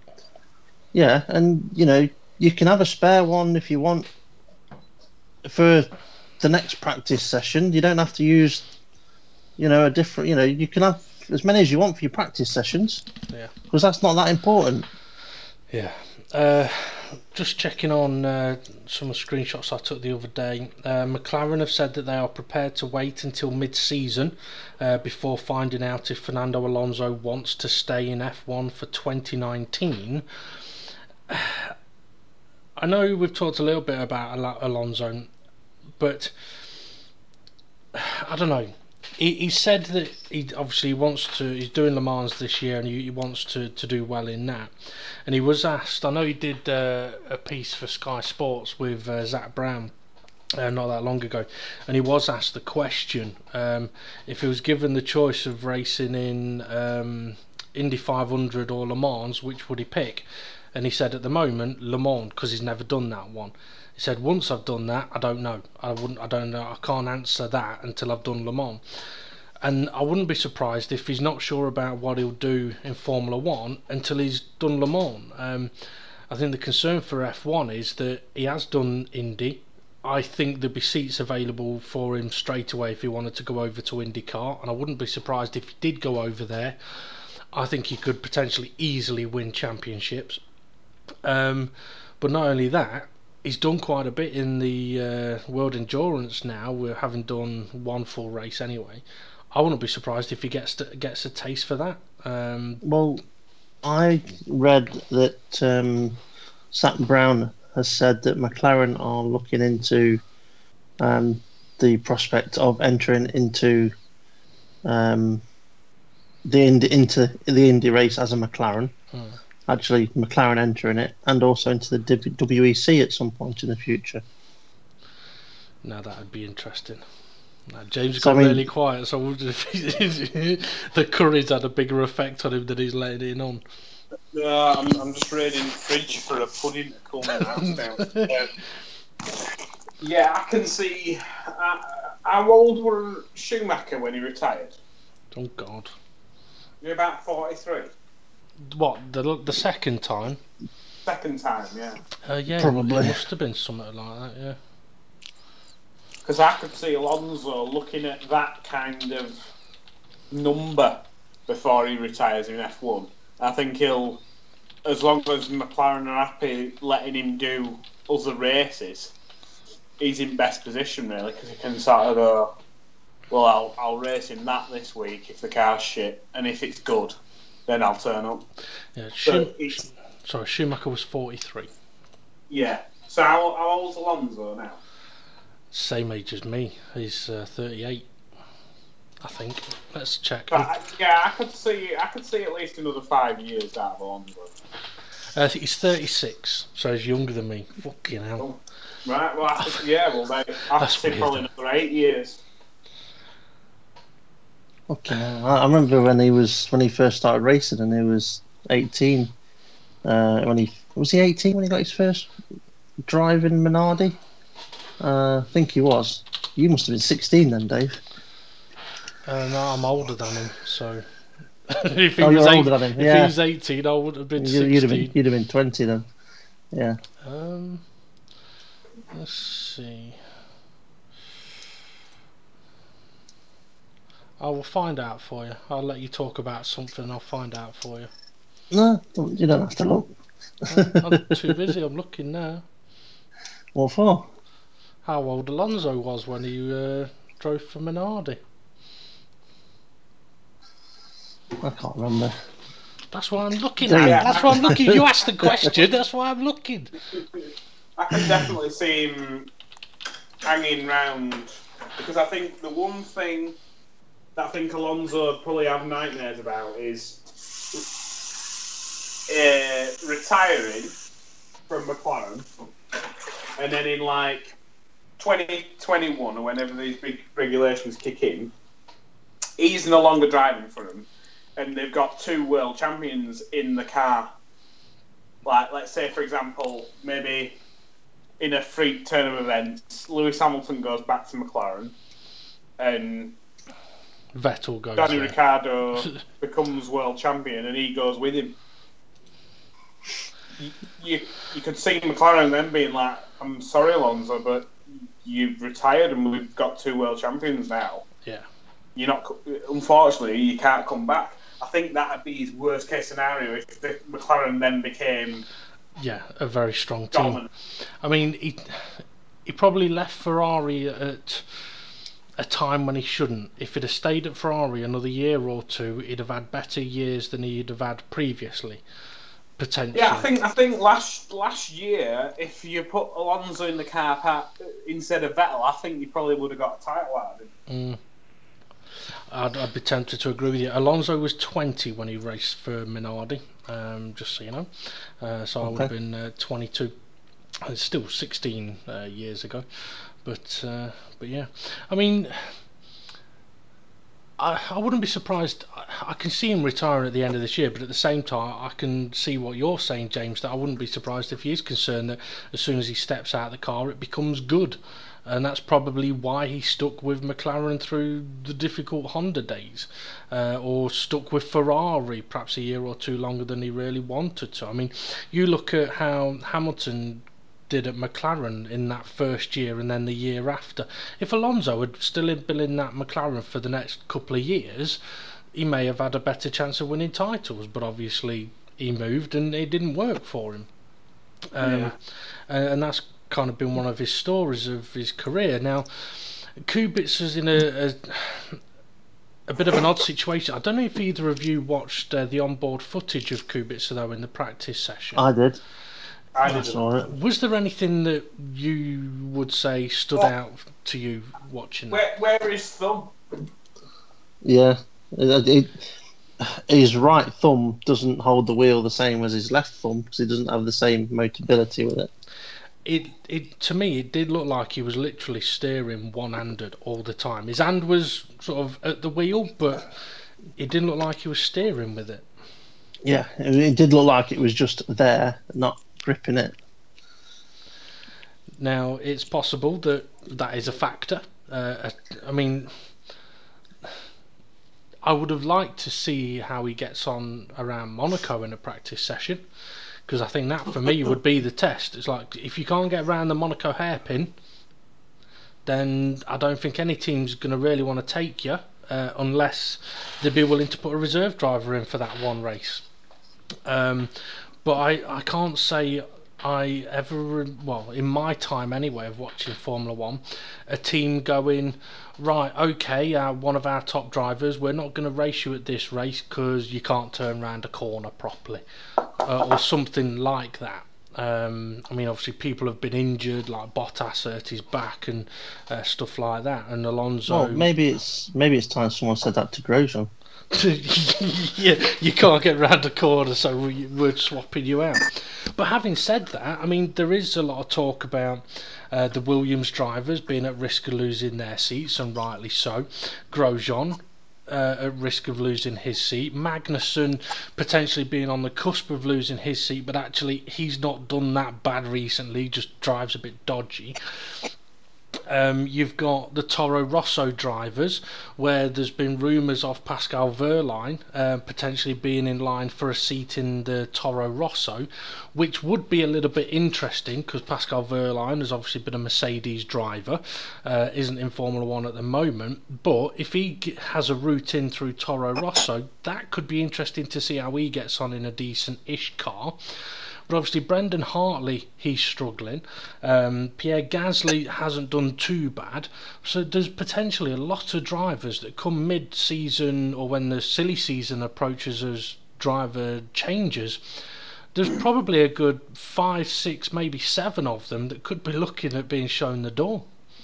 Yeah, I've got to say, even though Grosjean is fucking shit, on his day, he is good, but yeah, it's rare, unfortunately. Whereas, no offence to Brendan Hartley, I don't think he should be in Formula 1. I don't think he's good enough. I mean, well, the only reason he's in Formula 1 is because he basically approached Red Bull and says, hey, do you remember me when I used to race for you? And they were like, oh yeah, hi, we've got a seat available. And that's basically a short version of how he ended up in the seat, because Red Bull didn't really have anyone to turn to. And he went, oh, I'll just say hello and see what happens. Also, he's been teammates with Mark Webber, yeah, in WEC. And has won races in that series as well. So, well, wasn't he he's also a capable driver. Wasn't he also Hulkenberg's teammate in Le Mans when Hulkenberg won it? I don't know. I don't know that. Was it last year? 2017. No, it was the year before. He couldn't do it last year. The one with Hulkenberg, I think that was like 2014 or 2015. 2015. Or 16. No, it must have been 20. What? Yeah, 2016. It must have been. I thought it were quite a while ago now. So like 2014, 2015. No, 2016. It wasn't 2016. No, it wasn't 2016. It must have been 2015. Because if it wasn't last year, it must have been 2015. Hang on. Last year was 2017. We're in 2018 now, aren't we? Sorry, if it wasn't 2016, it must have been 2015, because, yeah, it didn't do it last year. So, let's see. Okay, no, it wasn't Brendan Hartley. Brendan Hartley came second, teammates with Mark Webber and Timo Bernhardt. Hulkenberg won it with Nick Tandy and Earl Bamber. Interesting name.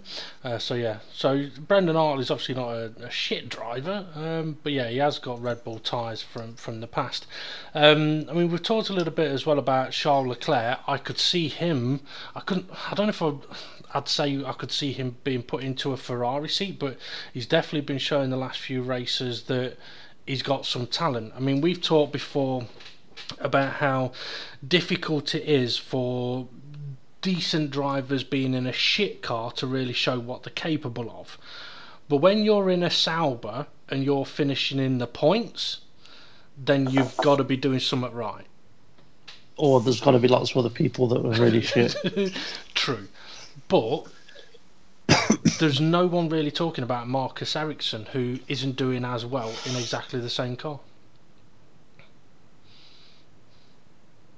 Yeah, because he's shit.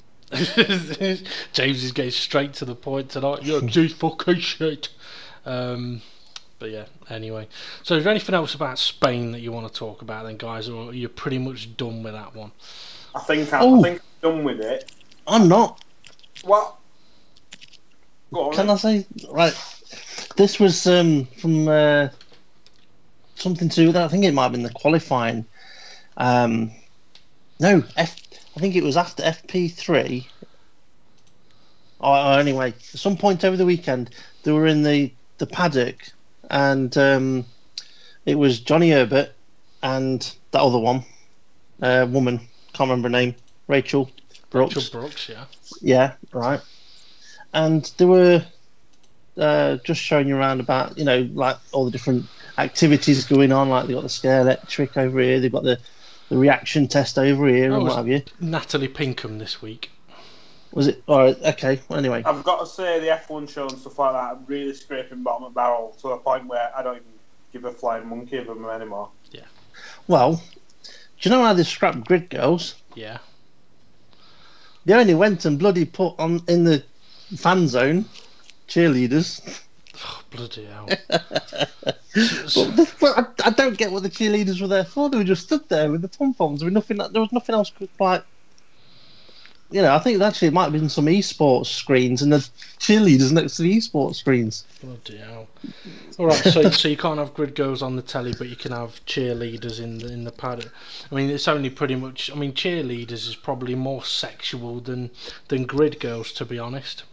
I mean, I know I've watched the start of a few NFL football matches just to see the fucking cheerleaders. They're rather nice. But there we go. I don't know.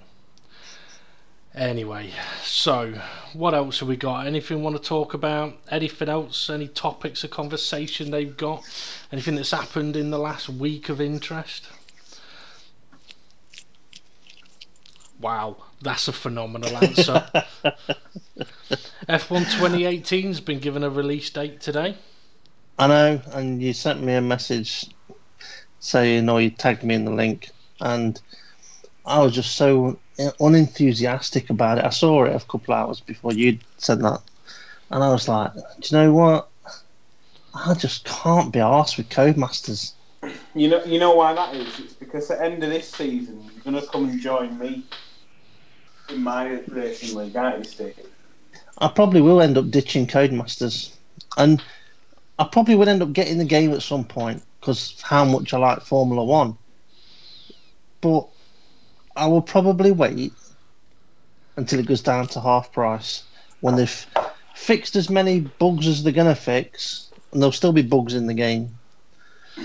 When they've done as many patches as they want, and they're not going to do any more patches, and then the game is half price, and I'll be like, okay, why not? It's worthless on day one. So The thing is, that's what I mean. FIFA was like that. I mean, I know James isn't really into his football, but in the days where you could really go and trade games in FIFA, you buy it one day, you go to trade it in 2 weeks later, and it's worth £1 when you've just paid 50 quid for it. And I could see Formula 1 going the same way, but it's not that long ago that 2017 was available on Steam, which is the PC version of like a PlayStation Store, basically. But it's not for PlayStation. So the game was available on there for £49. And I'm like, hang on, the game's almost nearly a year fucking old. Okay, it might not be that old, but it's old now, and you're still wanting full price for it? It's like, no, you're taking the fucking piss.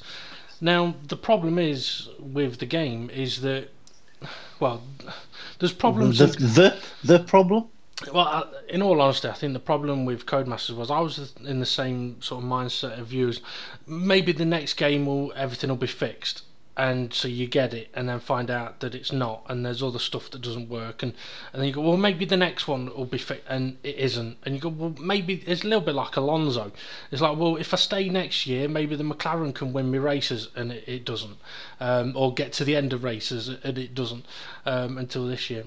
And at some point they might make a decent game, but I can't see it happening because of what's happened over the last few years. I mean, Project Cars has a different perspective depending on who you speak to. One thing I will say though is I have got a picture that I want to show from Project Cars, and I want to see if James can tell me what it's from. So I'll quickly send it to you. I'm showing it on the podcast screen already. It's going to take me a second to get into it. It's not one of them thumbnails I sent you, ladies. No, it's not. James, clickbait for next season. James has created thumbnails for his season's YouTube videos, and all of them have got women with massive knockers on them. That's always been there, Dave. I know it has. Now, the reason that I'm showing this picture now is because on Facebook, every now and again, you get, this is what you posted a year ago, or this is what you did a year ago. And today, mine was a group of pictures from Project Cars, and I talked previously on the podcast about the race that me and James commentated on. And I kept mentioning to him, oh, there's someone over there that's really happy. And he was like, what are you on about? What are you on about? And I was talking about the tree that looks like a guy cheering. And it went on for like the whole of the race. But what's annoying is, the week before, as you can see, all the cars are them Lotuses. And that's what I won my season in. I'd raced at that circuit and probably gone round that track in that car probably about 100 times. And I still didn't know what he was on about. and then a week later I commentated on it in a different set of cars. I think it was a Ford V8 something like that. It might have been the Aussie V8s, yeah. Yeah. So I think we commentated on it like a week later, and I still didn't have a foggy clue what he was on about. Look at him, he's happy. It was good fun, that. It was good fun, that. Now, seeing as I've sort of shown a picture, I'm wondering whether you've got any pictures you want to share, Steve. I have, but you've got more, I'm afraid. I have. You have. James, do you want to play a game? Come on then, I'm about to wash up, but it can wait. It can wait. It'll have to wait. It will have to wait. Oh, here we go then.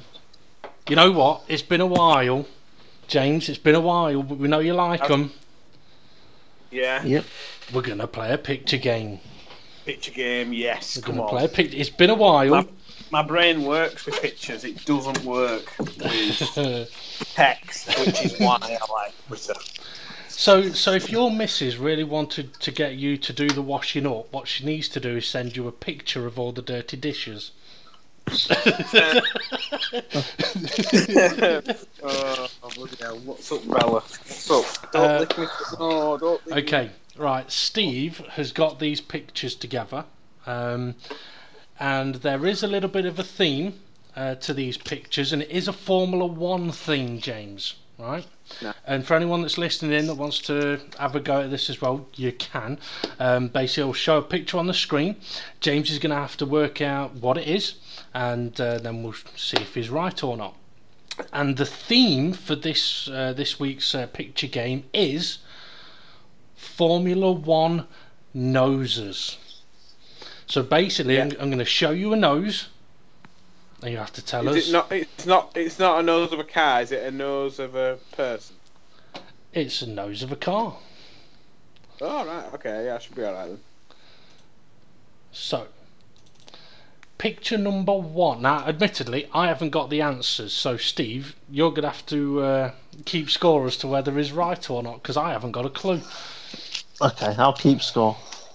So, James, there's your first one. I'm already showing it on the screen for the viewers. So, if you think you know what nose that is, feel free to say. Yep. Renault 2009. Do you know what? I wouldn't even be going to take a year from you. As long as you'd said Renault, I was going to give it you. Do I get an extra point? No, because it wasn't 2009. Okay, what year was it then? I don't know, I didn't write the year down. I remember that. Well, let's see, who's driving that car then? It quite possibly was 2009. It'll be either Alonso. Yeah, it's Alonso. It were either Alonso, Nelson Piquet Jr. or Grosjean. Well, Steve hasn't got the full answer, so I'm not going to comment on that one. Okay, on to the next one then. So, what is this one? Come on. Oh, that's Jenson Button. Are you sure? Yeah. Final answer. Yeah. It's wrong. What? Who is it? It's a young Jenson Button. Yeah.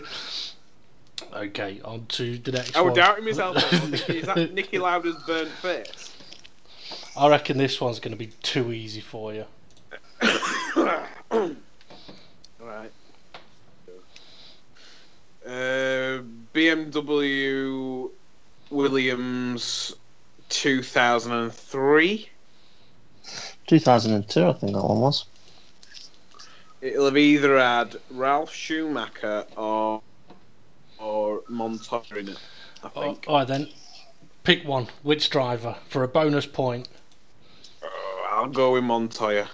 You got it wrong. It's Ralph Schumacher. Schumacher, you twit. Okay, on to the next one.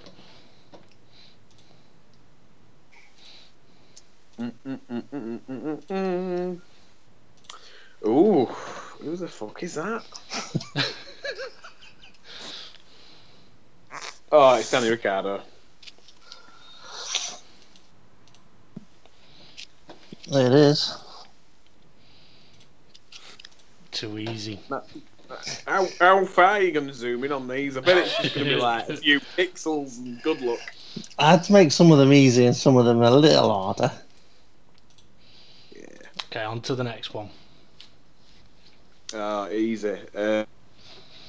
Well, it's a Renault, but it was technically a Lotus. And I would say that's 20...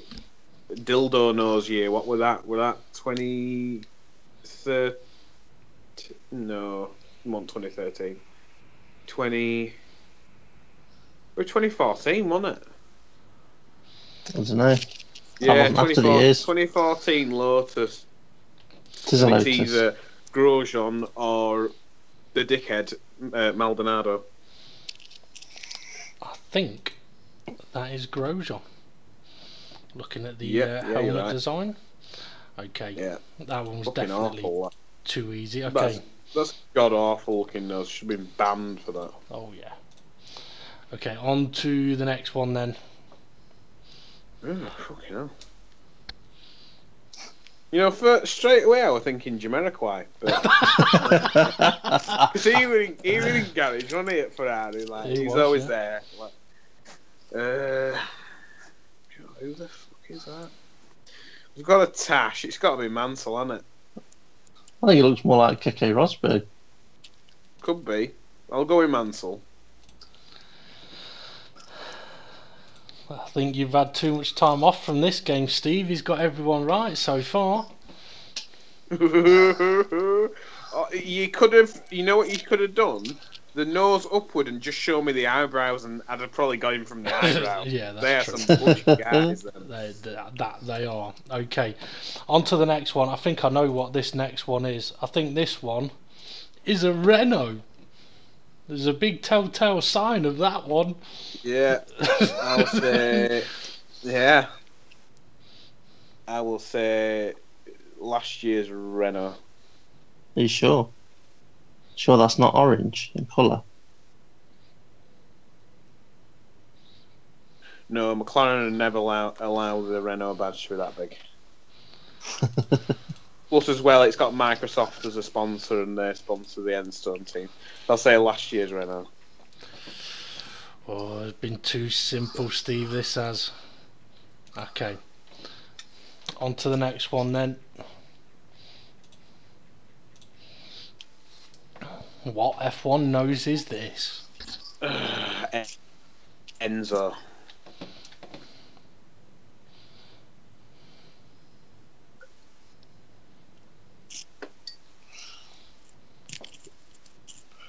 Just remind me, Dave, that James wants it harder next time.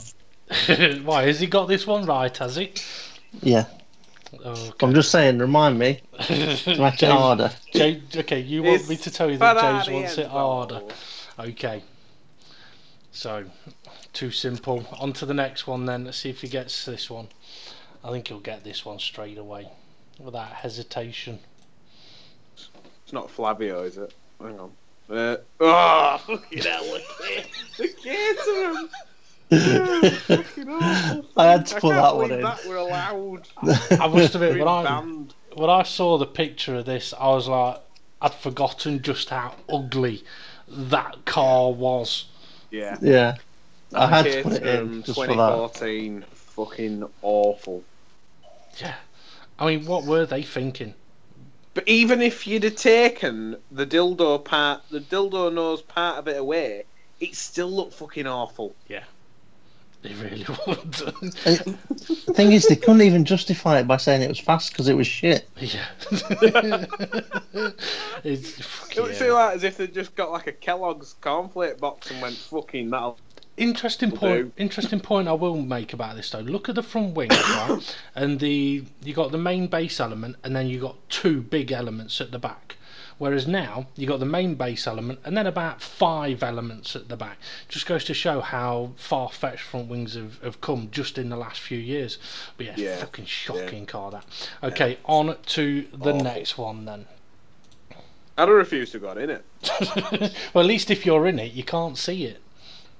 That has to be the easiest one so far. It's Senna. No, I'm joking. It's Prost. From one crooked nose to another. It is Prost. He had a straight nose before he met Senna, and then he had a bent nose after he met him. Probably from how far he shoved it up Ron Dennis's arse. Okay, on to the next one. That was a good one, that, dude. Oh, yeah. I'll probably get sued for that. To be McLaren 1989. Sorry, no. Yeah. McLaren 1989, yeah. So it's the MP what? Oh, fuck that. MP44, were it? Yeah. Yeah. Now, the interesting thing about this picture, the main picture I'm about to show, is it doesn't look real. It almost looks like a model, and I think it is a model. It is a model. That's a mini champs model. Yeah. No, it's not a Scalextric, but it's definitely not real. You can tell by the tyres are like too solid looking. And why would there be a helmet in it? I think that's a really big model. I don't think that's a real car. Yeah, it could be quite a small model.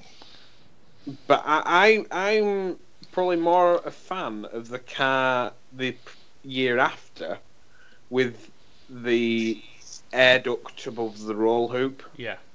The one where he crashed with Prost at the final chicane at Suzuka, where they both came together. Yeah. That's probably the better looking one. But when I read his book, he said it were like nowhere near as good as this car. Yeah. But because it required the roll hoop to be above the driver's head for safety, they couldn't revert back. Yeah. Okay, then on to the next one. Ooh. I have absolutely no idea what this one is, and I've seen the bigger picture. Is that the jet engine Brabham? Is that your answer? Yeah. Nope. Oh. Is it a Tyrrell? Nope. Right, I have no clue then. I was thinking it was that one where the air went through the front of it and out the back with a fan. It's the F1 car that was been voted the most ugliest F1 car in history. Well, it's not. That fucking catering. It's the Enzyme N1. Never heard of it. 179, I think it is. Something like that. I've never heard of it. No, I've never heard of it. I can't remember ever having seen it. But I mean, even now, I've seen the picture of this car for a few days now, and horse. No The idea. concept with it is get rid of the side pods by putting the radiators on the front nose, and the cooling pipes can go down the side, basically, of the driver, so that there's no need to have your side pods. Mm. So the radiators right at the front. Still don't think that's the ugliest F1 car I've ever seen. I wouldn't say it is either. I mean, I saw this and I thought it's not that bad of an idea, really. I mean, it just looks like somebody's got an F1 car and just like put the step ladders in. Yeah, put a step ladder in front of you. The pit crew are wondering why they can't get anything off the top of their gantry. Okay, on to the next one. I've got to say though, I do love the driver's helmet design with the arrow. It's like exit down here. That's right. Okay. Oh, fucking hell.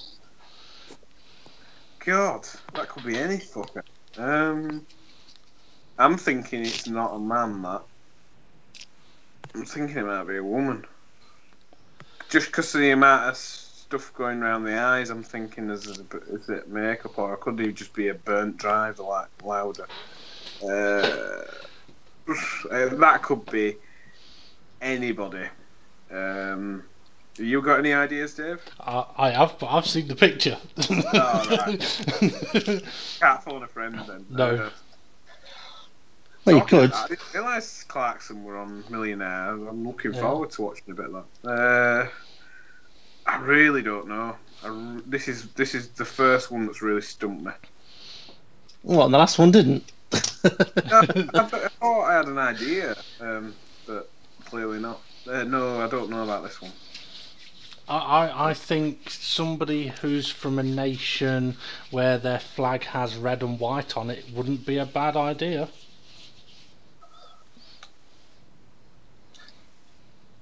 What, Korea? Korea. No. That don't look Japanese to me. Well, red and white. There's red and white on the Swiss flag, isn't there? That's it. Not at all. Or Austrian. Austria. Oh, are you trying to tell me it's Niki Lauda? I'm not saying anything. From that laugh, it's not Niki Lauda. Is it Lewis Hamilton, that? I don't think so. Lewis Hamilton, are you saying? It can't be. I can't tell. There's not enough detail. All I've got is You know what? the You are absolutely right. It's not Lewis Hamilton. Yeah. I don't know. There's something about it that's a bit feminine. But you think it might be Niki Lauda? Yeah. It might be a bit warm with the flames. And a flag that's red and white. Well, who else has there been that's British? And a bit of blue. Your time is up. A bit of blue. Claire Williams is going to be frustrated with you. I thought it was feminine. It's weird, that, isn't it? How I got that. But if you'd have shown me the full picture, you'd have got it. Yeah. if you'd shown me a chin and below, I'd have probably said a man. I'd have probably said like James Hunt or something. You know, if you'd have shown me a chin. Okay, on to the next one. Jordan, Damon Hill era. So I'd say about 98, 99. Something like that. But it is a Jordan, yeah. I was trying to find a Jordan that wasn't as easy to spot. Yeah. Yeah, the only one that I could think that wouldn't be... Well, it would be iconic. That 7-Up Jordan, which Schumacher turned up in. But yeah, it says 7-Up on the front nose. Yeah, but even that looks pretty shit hot. It does, doesn't it? Yeah. Okay, on to the next one.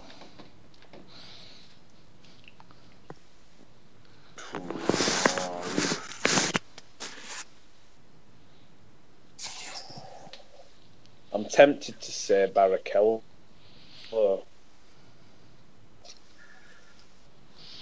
But the eyes are telling me something different. But if I just look at the nose... Does that look like Kobayashi's nose? Kobayashi's eyes? Do you know what, right? James, if you click on the image and enlarge it, you might be able to figure it out a bit more, because it shows more. Does it fuck?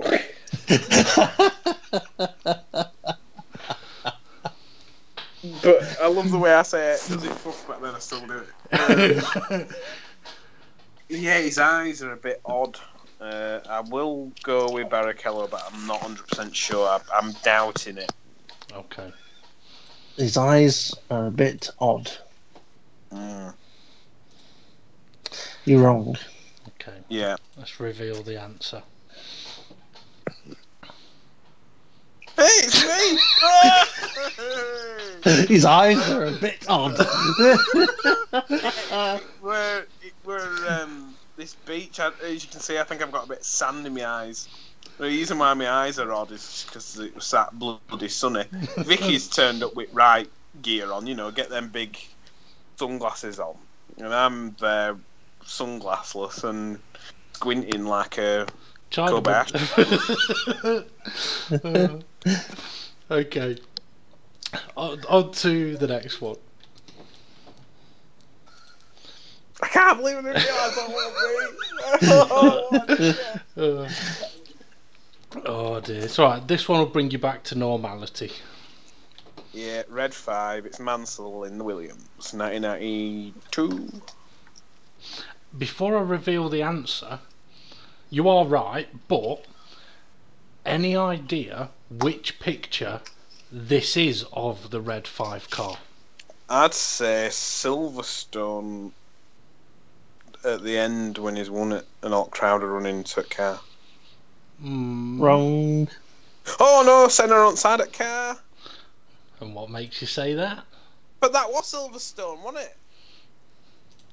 Not that race, not that one that he won though, where the crowd came in. But it is the one with Senna on the side of the car. I'm pretty sure that one were at British Grand Prix, and I remember Senna booting bloody British Marshall away. It might have been the same one then. I'm pretty sure it wasn't the same race, because Senna was on the car on the way to the pit lane. Google this, because Steve's trying to tell me I'm wrong. I'm thinking I'm right. Well, you couldn't even pick yourself out of a lineup, so you must be wrong.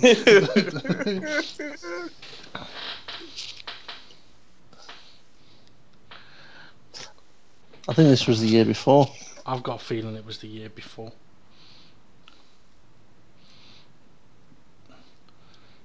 But again, I could be wrong. But was it at Silverstone? That's the key. He's narrowing his options down now, Dave. He is, isn't he? It could be at Silverstone the year that he won it, or it might not be. He's narrowed it down to 2 options.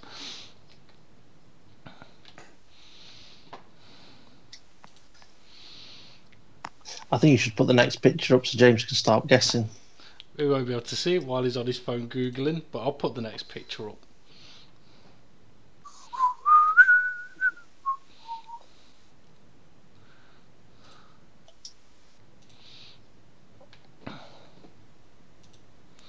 Oh, that looks like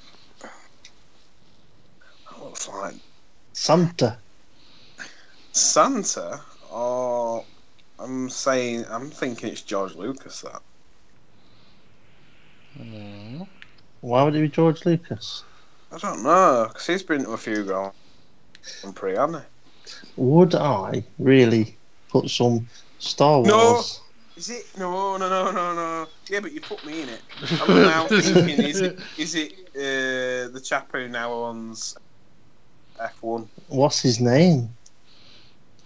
Monopoly guy. No.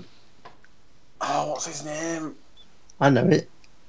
I know you know it. It'll come to me, hang on.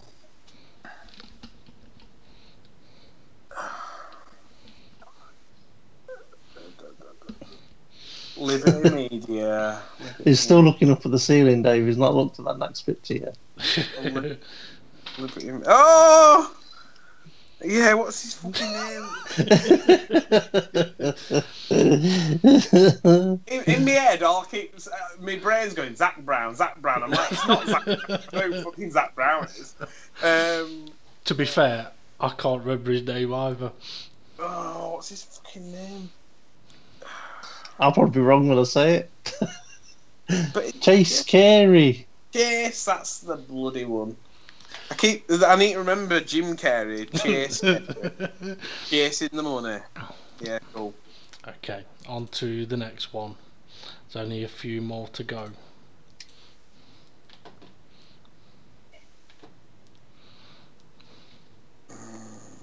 Is that Barrichello?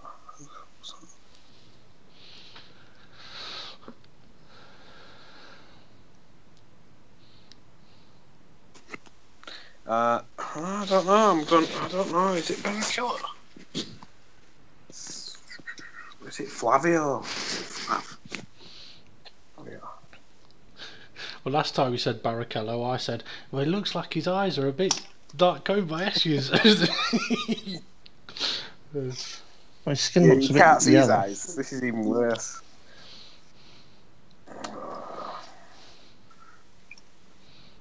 Oh, this is annoying me. I'm thinking, I'm umming now in between Flavio and Barrichello. You're going to have to pick one. I'll go with Barrichello. It's a good guess. But it ain't right. What? Who is What it? about his misery? Who is it? Flav! Oh, no way! No way! Hey, magical. Fucking hell, I had that one in the bag. You did. If you'd have shown it in colour, I'd have got it. No chance. Toro Rosso last year. I don't think you can have the points for that one. No, I don't think you can have the points for that one. It's wrong. It is a Toro Rosso, though, isn't it? Yeah, but it's not last year's. Bullshit. No, it's not. I don't remember them driving with a halo on, do you, Dave? Well, I suppose technically it is bullshit because it is a Red Bull Toro Rosso now. Yeah, but look. No, it's last year's car. Look, it's got the fucking T-wing on it. They're just practicing with the halo on it. That's last year's car. You know what, Steve? I think James has got you here because it has got the shark fin on it as well. So James was right. Your face, Steve. Get the rule book out. I've just shot you down. Okay. You can tell Steve's pissed because he's not saying it. He's like, he's like, you bastard. I kind of knew it, and there's something else that gave it away as well. The fact that it didn't have the little Honda on the nose cone. Yeah, that's why I said it. I'm like, well, Okay. looks a bit plain. On to the next one. Yeah, as well. I think the front wing doesn't it look a bit more like the McLaren front wing? With that little bit of like the Williams from nose, like a bit of a jut down. Yeah, the Toro Rosso has, yeah. Whose nose is that? Fucking hell, it's big, isn't it? Concorde. It should have been called Concorde. Black and white. I think you're trying to put me off, trying to make me think it's an old picture, but it's not. Somebody with a big nose.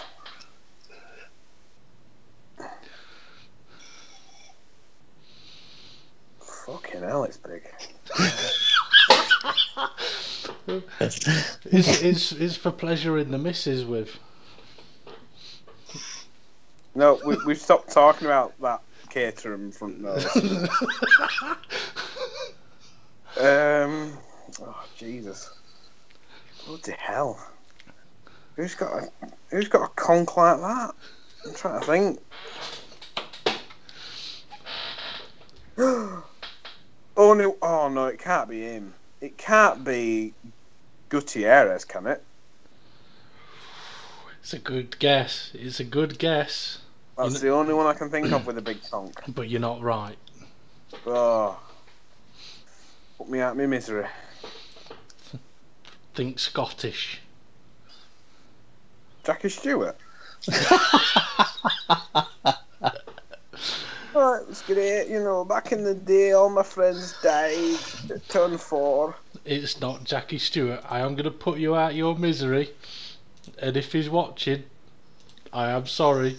It wasn't my fault. It was our guest from last week, Ray. Take no offence at this. I've destroyed you saying Concorde.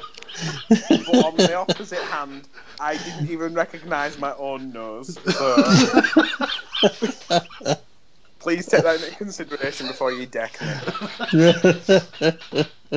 He looks Italian with that big nose, doesn't he? Have you seen what else is on his head as well? Yeah, it's very pretty. Yeah, very nice. What's in his ear? That's the main concerning thing. I'm wondering what's actually happened. I've got a feeling it might be an earring.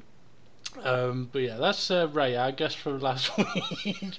Steve's going to be having an interesting conversation next time they practice. All right, Concorde. I wondered why he didn't want to join me racing league. Okay, there's only 2 more to go. Oh dear, that's made my jaw ache. Oh, okay, so on to the next one. It is this year's Force India. Is he right? Is he wrong? He is right. Yeah. It is this year. The slits are a lot bigger this year at the front. That they are. Okay. On to the last one then. Let's see if he gets this one. I reckon this will take all of 3 seconds. 1, 2, 3. Okay, maybe more. That tuft of hair at bottom's making me think Hitler, but I don't remember Hitler being that old. God, who the fuck's got an hairy nose like that? Jesus. Watch, this'll be me again. And I'll just realise it. Like, you dimmed knob. Oh, what? Oh, Jesus. An ugly bastard. I'm sorry, ugly bastard. I've just realised who you are. It's my good mate down at Ferrari, innit? What's his fucking name now? Maurizio Rivabene.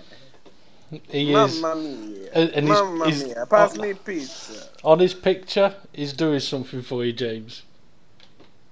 For me? Whoa, imagine that. If you were a sexy young Italian bird, you would be... Oh, you'd be creaming it. you'd be doing something, running, probably. Oh, you could imagine what's going on just below, down by his pants. I don't need to think about that. I'm doing the sound effect. Maybe he's just smelled what James did on the loo. Oh dear. Anyway, well done there, James. Steve, what was his score? There was 22 pictures. He got 6 wrong.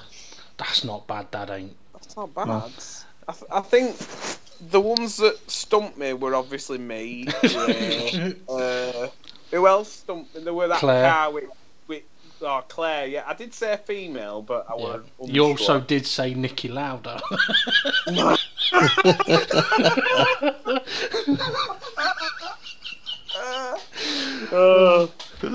Yeah, that's me out of a job for you. When I got an interview. Did you ever use these words about Claire? No, it should be more like, James, this is your first day at work. Why are you being summoned to the sexual harassment tribunal? Well, I thought she was a bloke. It's an easy mistake. All I saw was the moustache. Oh dear. Oh god. Right, I'm gonna have to go and get myself a drink. It's only gonna take me a moment. I'm just gonna go and grab a bottle of water. So talk amongst yourselves for a few seconds. So James. Hiya. Hello. Hello. So what can I do photo wise next week? Photo wise? Yeah, for a game. Ooh. Oh, I tell you what. Ooh. What about F1 rear wings? I would say that's a bit hard. Why? Because there's less detail on them. Yeah, well, if they haven't got sponsors on, I'm screwed. Because that's what I'd go with. Could say...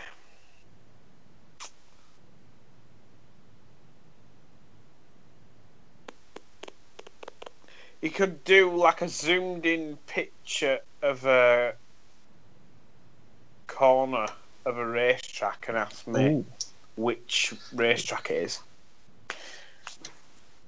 Okay. Of a famous corner. But you've got to do a little margin. You know, you can't just zoom in on like a red and white curb and go, what is it? That's the curb. I'd have to have a little bit of detail for me to give me a chance, you know what I mean? And does it have to be on the current F1 calendar? I'd say within the past 15 years. Okay, so 1993 is out of the question then. Yeah, I'd say anything like 2005 onwards. Okay, I'm sure I can do something there. Yeah. As well, you could... Oh, I don't know. I'm thinking something to do with Star Wars. I think I'd know it though. I'd be like, oh yeah, that. What are you on about? Well, we've come up with the idea for next week's quiz to be a zoomed in picture of a corner of a racetrack, and I've got to tell Steve what racetrack it is. Okay. But we've said that, well, I've said that you need to leave like a margin so that I can have a guess. It can't just be tarmac. You know what I mean? I've got to have a little bit of a clue. But yeah. Or maybe... Oh, that'd be a good idea. Maybe like a bird's eye view of a corner. Depends on whether I can, I'm sure you'd better get it on like Google Earth or something like that. Oh yeah, I suppose I would, yeah. You probably could. Okay, well, good stuff. James, have you had a chance to plug your racing league this week? I haven't, not yet, but I'll tell you something. I had a cracking race. The previous race, at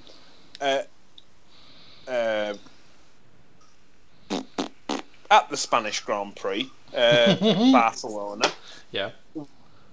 I am not kidding you, and I'm not happy about saying this, since it is my racing league, but it was an absolute bore fest to commentate on. Yeah.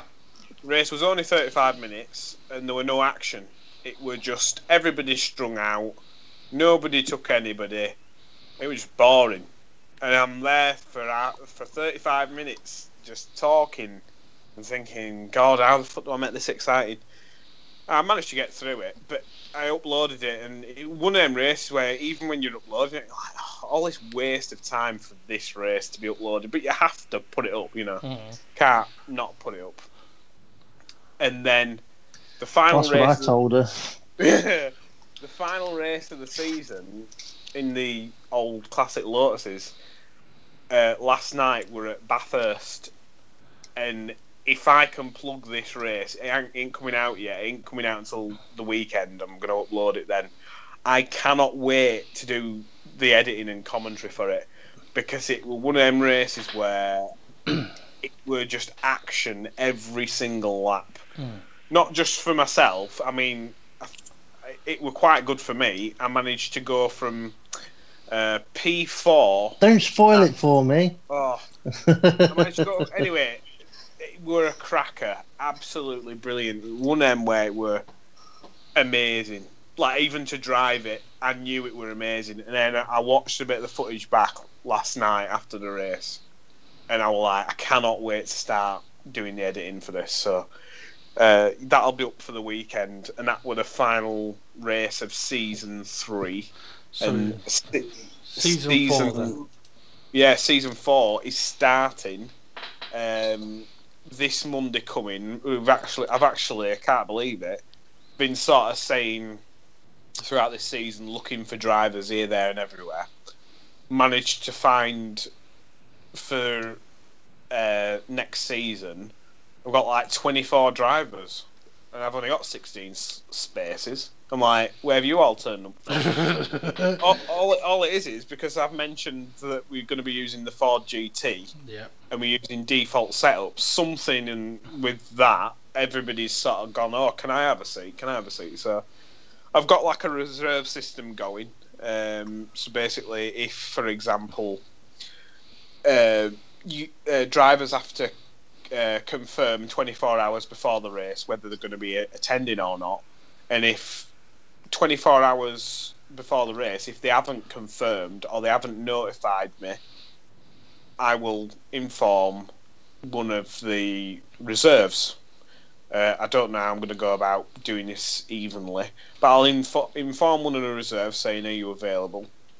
If they say yeah, they'll have the seat. However, if, for example, 2 weeks on the trot, somebody, for example, doesn't notify me and say, I'm not going to be available at the race, I'm really sorry. If they don't get in touch with me at all, then they'll become a reserve, and one of the reserves will become a full-time racer. So, but yeah, so I don't think we'll have any problems in terms of numbers, the size of the field. But what did Vicky think about you putting a picture of her on the race 1 thumbnail then? No. So I'm showing it on the stream at the moment. She's got a massive pair of norks. She has. Have you seen? I think I was going through it, and I was saying which race are you looking forward to? So we met Paul at work. So basically, just coming up with some clickbait. Yeah, just a bit. I think he was telling me he was looking forward to race number 8. Yeah, she does look quite. I'm not going to show them all on the stream. It takes forever. This isn't a wanking session for those at home. If you want to see the rest of the thumbnails, you'll have to check out James's YouTube channel, which is Forever Relentless Racing, I think, Project Cars.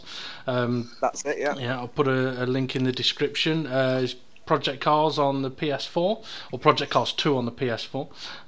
Yeah, check out his YouTube channel. So when's race 1? Is it next Monday? Race 1 will be taking place next Monday 8 PM, but it will be uploaded before Saturday. So that will be, let me just work this out on my diary.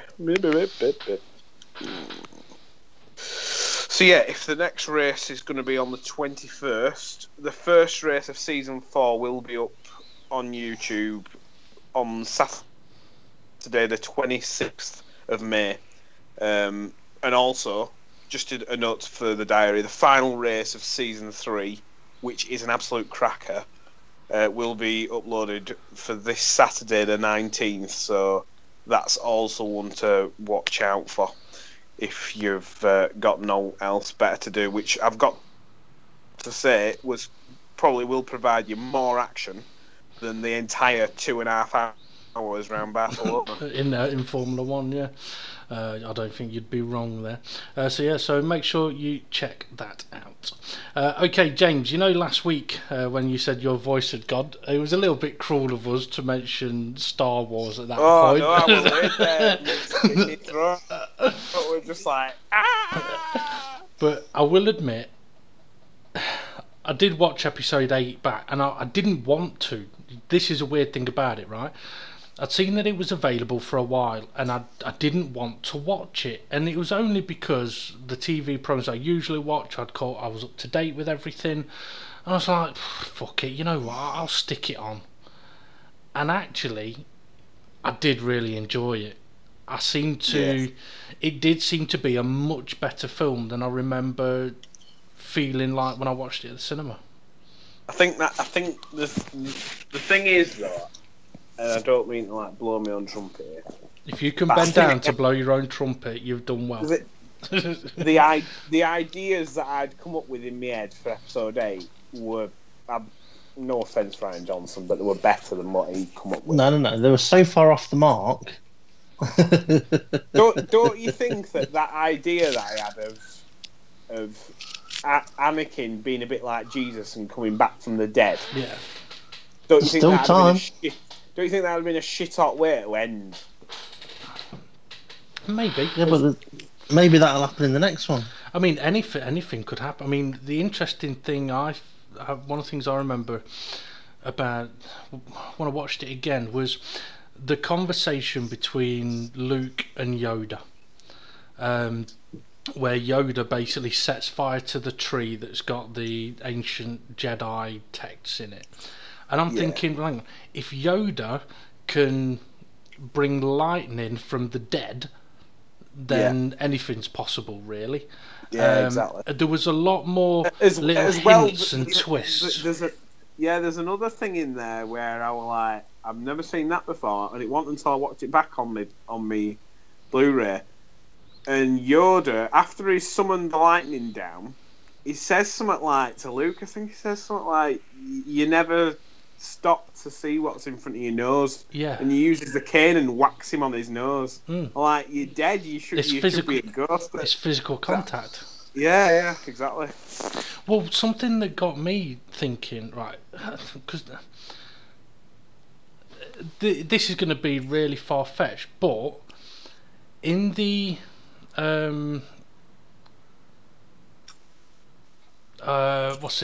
when Rey is talking to Luke Skywalker at any point, how do you know that he's not dead? Because the dead Yoda was able to hit Luke Skywalker, so Skywalker could actually be dead, but his ghost was remaining for the because he obviously said himself that he's not. Yeah, there was a lot more hints and sort of little things that were said that I never really picked up on when I watched it the first time, but this time I was like, But I think it also helped that I was able to go, what did he just say? Rewind that. Yeah. As well, a lot of people have been complaining about the bit where he it's like a bit of a flashback where it shows Kylo Ren, Ben Solo laid down. and him going to grab his lightsaber. And obviously in Kylo Ren's version, he turns around and he's looking evil and he's looked like he's going to kill him. Yeah. But then when you get Luke's real perspective, he looked inside his head and saw nothing but evil, and his first instinct was to kill it. Yeah. And he goes to grab his lightsaber, ignites it, and then he says it passed. The moment passed. Yeah. And people going, well, he wouldn't do that. And then I were actually thinking back. I watched Return of the Jedi the other day, and I haven't watched Return of the Jedi for about 2 years. And I watched it, and I straight away I was like, fucking hell, this is good. Sorry. Oh, bloody hell. But then also, right at the very end of Return of the Jedi, he's basically, when Vader's taunting him and basically going, if you won't turn to the dark side, then maybe your sister will. Basically, to try and just get him, push his buttons a bit. He snaps and then starts attacking Vader. Vader falls on the floor and he ends up chopping his arm off. And at that moment there, he's about to do something. And it isn't until the Emperor comes down the steps and goes, oh, good, well done. And then he's like, I don't want to be doing what you want me to do. And I'm doing it. He's basically getting... The dark side is calling him, making him, wanting him to do that stuff. And it's the same when he's with Ben Solo. That's the dark side telling him to do it. And he fights against it. And that's why it was a fleeting moment. Exactly. He never goes to... You never see him going to strike him. And I think that is exactly what we're saying, where the dark side is the temptation to solve a problem like easily. Yeah. But rather than solve it. There was also... when they are Luke and Rey are by the big stone, and he's trying to sort of teach her a bit about the Force and stuff, and he sort of emphasises the point of the Force isn't for the Jedi. The Force is there whether there's Jedi or not. So the fact that there's Jedi is irrelevant. So I know you've asked previously, oh well, what are the Resistance meant to do when there's like 8 of them left? Well, it doesn't really matter, because the Force is there whether you like it or not. So there could possibly be so much more to the story, and it will be interesting to see what happens. But I must admit though, it did once again just make me think, as nice as it was going to the cinema, I think I still prefer watching films at home, because I don't know what it is. I just prefer, I enjoyed the film so much more. Now I think it was the fact that the film is so long. That length of time in an uncomfy seat, it's not for me. Yeah, I've got a bit... I think the last movie I went to go see in the cinema, where I sat there and I think the final 10 minutes I really, really needed a wee, and I couldn't concentrate on the movie. Yeah. But I wanted to watch it, and I sat there, uncomfortable, came out and went for a wee, and I was like, as good as that was, I don't think it were worth me holding this wee. At the same time, I'm a bit like, well, I've paid my money, I'm getting my money's worth, you know what I mean? And that last movie were Prometheus. Now a lot of people would turn to me and go, well, you should have just gone for a wee. Yeah. But that's one of them movies where nothing happens for 2 hours and then it all happens in the last 10 minutes. So I were a bit like, oh. I must admit, I don't mind Prometheus, because it kind of it fills a gap, it tells a story. It's the one after that I found, the latest one, Covenant, is it? Yeah. I just don't. I struggled to get my head around that one. I don't understand why it didn't just continue with the Elizabeth Shaw and David the Robot. It basically makes out that David the Robot created what effectively you see in the very first Aliens movie as what the aliens are, because he's basically produced, and it for me it just went a bit too far. I mean, it's a little bit like, I mean, okay, you think back to the first Aliens movie, or even the second Aliens movie, and look at the level of technology that they had. It's very primitive. Obviously, at the time, it would have been like, it's sci-fi. It would have been more than what was actually available. But people have asked the questions. Okay, well, you got these films that are from before that time, so shouldn't they have made the technology more primitive, or as primitive as what they had?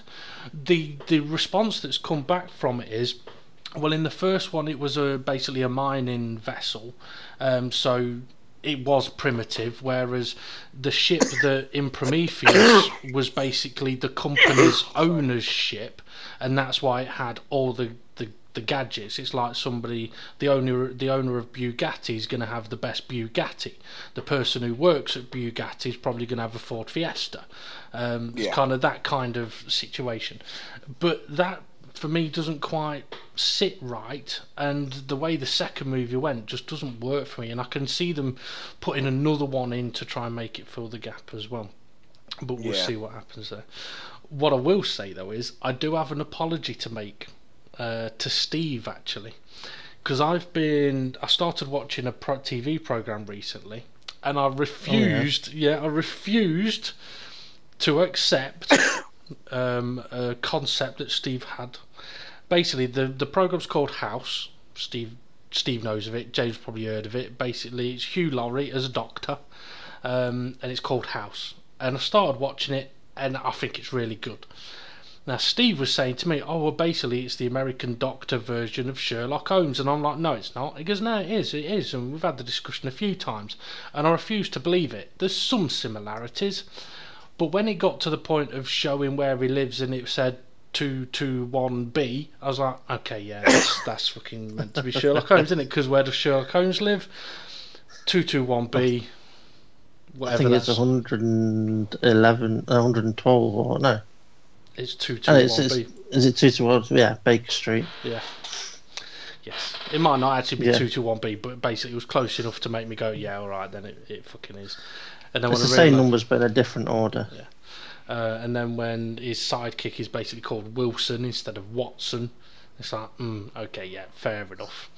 But I did find it is very, very good. I think I got through season 1 in one day.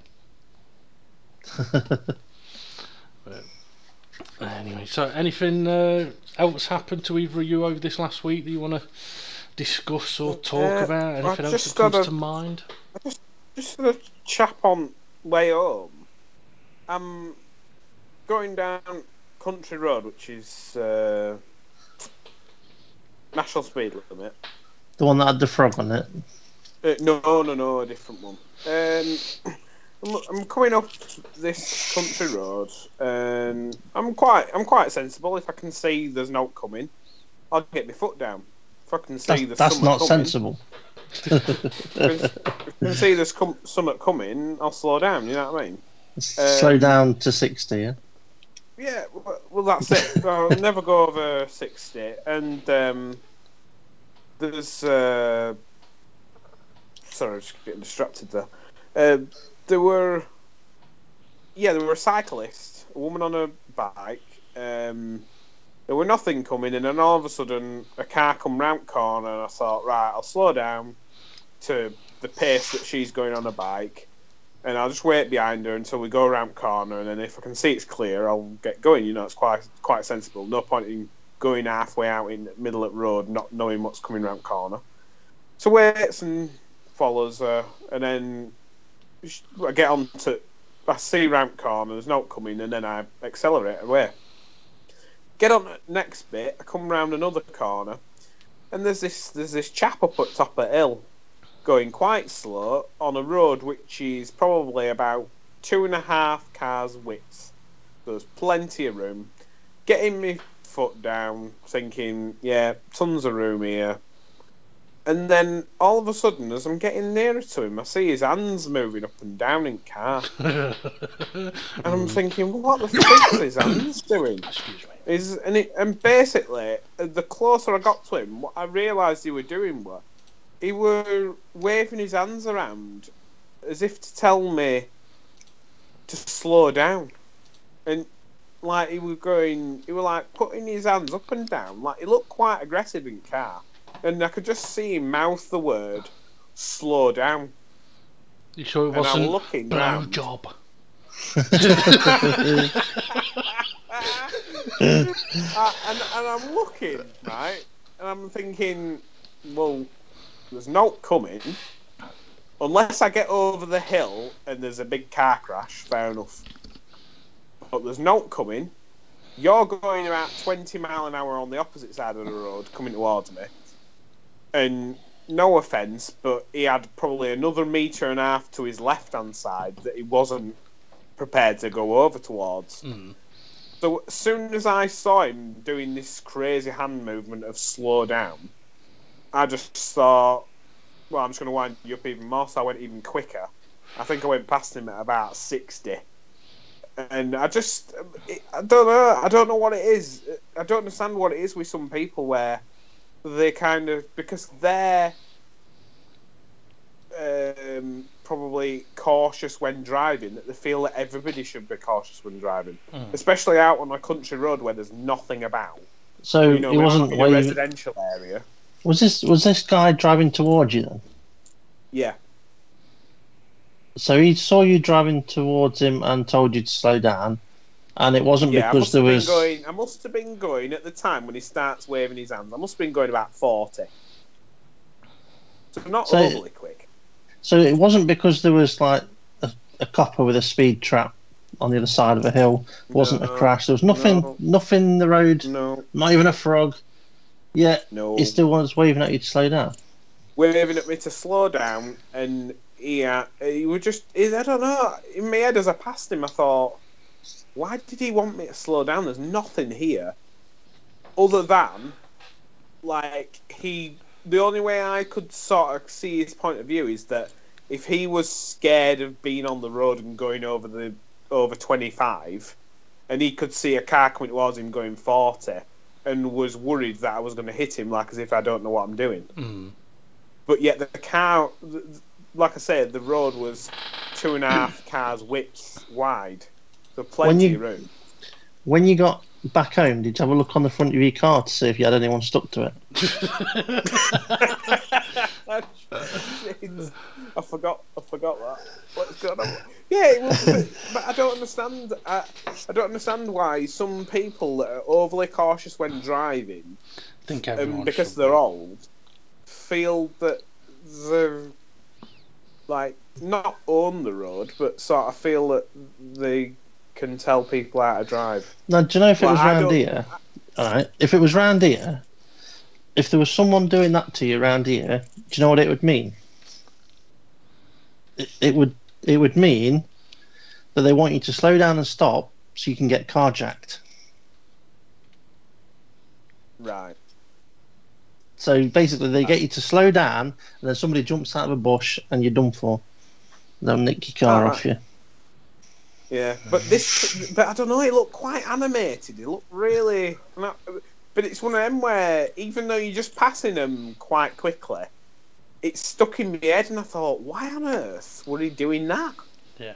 And he looked really angry doing it, like as if to say, like, you shouldn't be going over 40 miles an hour because you could kill somebody. But yet we're out in a country road in the middle of nowhere. Maybe it was a one-way street. I'm sure I talked about this on the podcast. I did that in Yorktown Centre. Didn't even know. I mean, it was a sort of semi-pedestrianised bit, and I'd seen cars coming down it. York is bad for one way. Yeah, I'd seen cars coming down it, and so I just went the other way. And it weren't until I was halfway down and I had people shouting at me, "It's a one-way street!" And I'm like, "Is it? I'm having to do a fucking 3-point turn in this pedestrian zone outside next." But there we go. Okay, I've got one more thing for us to have a go at now. Because of James's voice, it's not going to be Hando or anything like that. We could possibly have done it in that way, but because of James's voice, we don't have to. But I'm just wondering, guys, if either of you have ever played Never Have I Ever? I never have. Steve, I've done once. Steve knows how the game works with the way he answered that. Basically, it's dead simple. We'll each have a statement to make, and the other two, including yourself, will have to say whether you never have or whether you have, and we'll just see what answers we come out with. So what I'll do is I'm going to send Steve 10, I'm going to send James 10, and I'm going to have 10 that we can take in turns saying, and we'll just see what kind of answers we get here. There isn't any sort of pre-selected, oh well, I'll give these ones to Steve or I'll give these ones to James. It's just, I've just separated them into 10 and I'm randomly going to send them to each other. So I've sent Steve his, I'm about to send James his, when I can find him on Facebook. So, as I say, it's dead easy. We won't necessarily keep score. We'll just see what comes of this. Okay. So, who would like to go first? I will. Never have I cleared my phone or computer history. Well, I do that probably every day. I think James is going first. Yeah. Okay, so say that again then, James, and we could answer it. But yeah, never have I cleared my phone or computer history, but I must do that about 3 times a day. Okay, I have done in the past, but I haven't had to recently because I live alone. I don't have a computer. What about your phone? Oh, I do that to save the date to. Yeah. Yeah. Private browsing. Salute to that one. It's on not save it. That's what I'm trying to say. Yeah, save the battery life. Yeah. Okay. Yeah. Go on then, Steve. Never have I ever sent someone a naughty pic. I have. What do you mean in terms of naughty? Like a picture of Jimmy Savile or something? Like a self picture. We know James has. He sent it us. Yeah, I think you two are the only people that have ever seen a picture of it. and the wedding couple. Yeah. Just imagine the faces, the silly bastards. We're not inviting them to the fucking anniversary party. You just wait though, James, till you see them next. Wait till it's your wedding and you invite them. You're going to wonder why there's shit on your pillow. Okay. Never have I ever watched Magic Mike. I never have. Never? No, I never have. I've never sat down and gone, oh, what do I want to watch? Oh, Magic Mike. Greased up men. That film with them men dancing. That'll make me feel inadequate. And it's just like, if a woman sat down and watched, I don't know. If a woman sat down and watched something and then felt inadequate, I'm sure they won't be up for watching it. So it's just the man's woman's not going to sit there and go, oh, well, you know what? I'll watch Baywatch. Yeah, exactly. Go on then, James. Your next one. Never have I ever touched my partner while they were sleeping. I have. I have. I haven't with. Bullshit. I haven't with. No, I haven't with Vicky now. But previous partners, that'd be a yes. The thing is, it is consensual if they've said, it's alright if you want to do stuff while I'm asleep, you know. The thing is, imagine that holding up in a court of law. Yeah, I said to a girl that says, you know what, I've never been woken up with a girl doing stuff to me, and then it must have been weeks later. I'm waking up and I'm like, oh, something's going on. Oh, fuck, I need a piss. she wasn't doing it. I was like, look, you got to stop. I need a piss. And when I come back, she's like, yeah, we're not carrying on. I was like, why not? Because you just had a piss. I was like, all right, then I'll go back to sleep. Go on then, Steve, your next one. Never have I ever given a lap dance. I never have. I have. Given? Yeah, to a woman. What? Well, it depends on if What's a woman going to get out of a lap dance from a man? Well, she got quite a bit actually. She got a face full of sausage. How can she get a face full of sausage if your sausage is aiming the other way? Because you dance in all different positions. Oh, right. Half the time she's got her ass in your face. Yeah, no, I've never done that. No. Oh, you should try it sometime. Okay, on to me. Never have I ever gone commando. I have. Always. Every night. I can't go to sleep without being commando. I cannot wear underpants and feel comfortable sleeping. Like, going commando is when you leave the house without any. Oh, yeah, So- I did that other week. I've run out of underwear, so I just wanted socks. Could have worn Vicky's. See, I never- walked round Asda and we crack out and we're like, oh, I didn't eat. A bit of extra air. I never have. I've come back without my underwear, but never left without it. Only because I shit in it while I was out, so I had to leave it behind. Oh dear. James. Yeah, which one? Never have I ever Googled sex positions to spice things up. I can't say I ever have because everything I've learnt from Porn. porn, really. Well, I don't think I've ever gone. Is that "Ooh." is that technically Googled? I guess you could say it is. Yeah, but it's sort of searching, going out of your way for something that you've not seen before. I'd probably say. Either way, there's not many. There's not many positions. Is there? There's only like 2 or 3. Max. You've not lived, James. You need to start searching some. Yeah. I never have, and I think I knew all the sex positions before Google was out. I'd probably say I have. You know what? I found a very handy. Sounds a bit dodgy. I found a very useful position. Right. Okay. It's very good if you are a man who has aches and pains, right? Or you're a little on the heavy side, shall we say? Right, ladies lying on her back. This only works on a bed, really. Ladies lying on her back with her legs sort of tucked up, sort of knees to chest. You are in the sort of missionary position on top of her, but instead of you moving, you put your hands on the back of her legs and push her into the bed. So basically, you bounce her on the bed, you don't have to move, and sex happens on its own. And if you struggle with pains and stuff like that, it works really, really well. And also... Explain that again, please. Right, so the lady on her back, with her legs sort of tucked up to her chest, right, so she's bare and all, you in the missionary position on top of her, but instead of you moving, thrusting, you put your hands on the back of her legs, sort of near her bum, so that you can push her into the bed and bounce her into the bed. So your position doesn't move, but you can bounce her underneath you.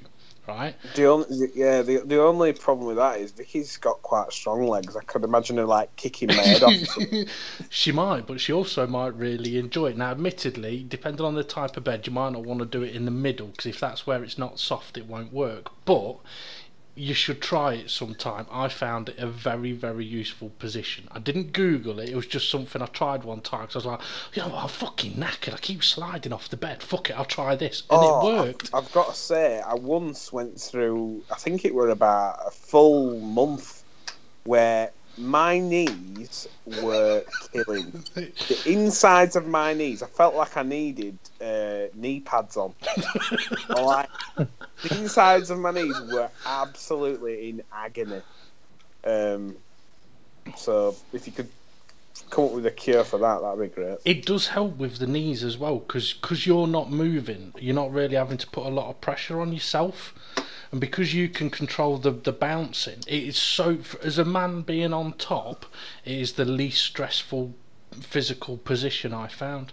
Now if you think about it, you could do it with you being stood at the edge of the bed and her lying on it, and you could do exactly the same thing. It'd be better for your knees as well. What about Steve? Have you tried this?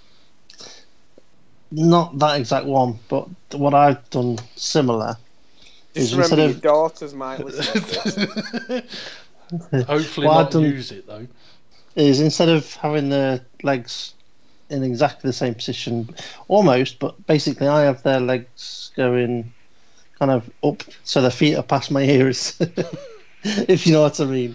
So their legs are going straight up, and I hold on to basically their knees, or onto their legs, and I move them up and down with my arms, Like a puppet. like a wanking motion. Oh my god. Okay, on to the next one. Who is it? Me? Yeah. Yeah, Uh, number 4. never have I ever role played. Well, we do that on here, don't we? It Oh, does- I can't fix your plumbing. You mean with a? Bend over. I think that means with a sexual partner, doesn't it? yeah. No, I haven't. I've got to say, hand on heart, I have not, because I probably would just back up laughing. I think I'd have to say I haven't either. Not proper role played, no. Okay. Does that hang on? Does Dressing up. Dressing- That's not the same. that's not role play, is it? No. Role play is taking on the character of someone. Okay, never have I ever gone to church in an attempt to meet someone. I have. Never. I've never gone to church. Days out. I have, yeah.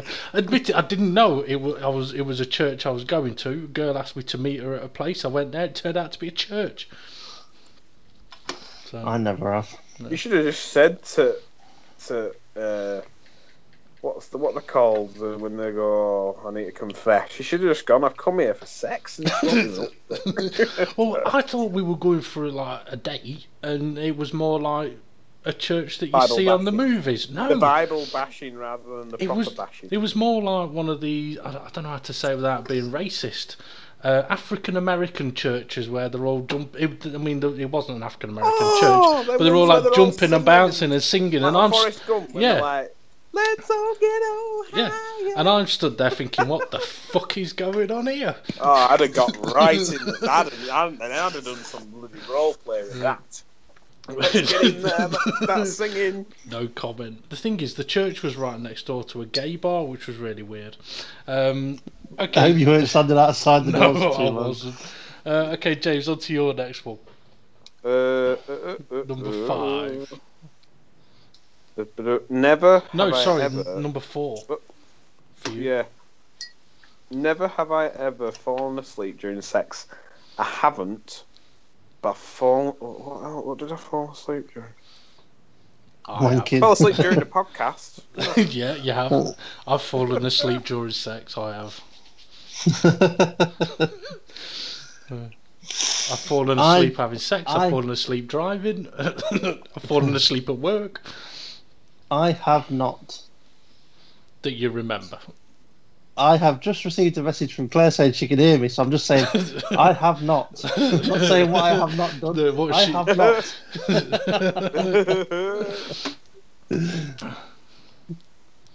Okay, on to your next one then, Steve. Okay. Have? No, it's never have. Never have. Okay. Never have I ever flirted with a teacher. Oh God, no. I have. I think I have. I think I was about 16. She'd When- have been. I think she was a new teacher. I think she was only about 22 at the time. But she was a music teacher. I didn't even do music. But I didn't do music, and she was a music teacher. How on earth I was chatting to her, I do not know. Ooh, just thought actually there'd have been one teacher I may have flirted with at school. Yeah, Mrs. Johnson. Yeah, Mm. Diane. Yeah, I flirted with a couple while I was at school and after. Okay, on to my next one. Never have I ever wanted my girl to put her hair in pigtails.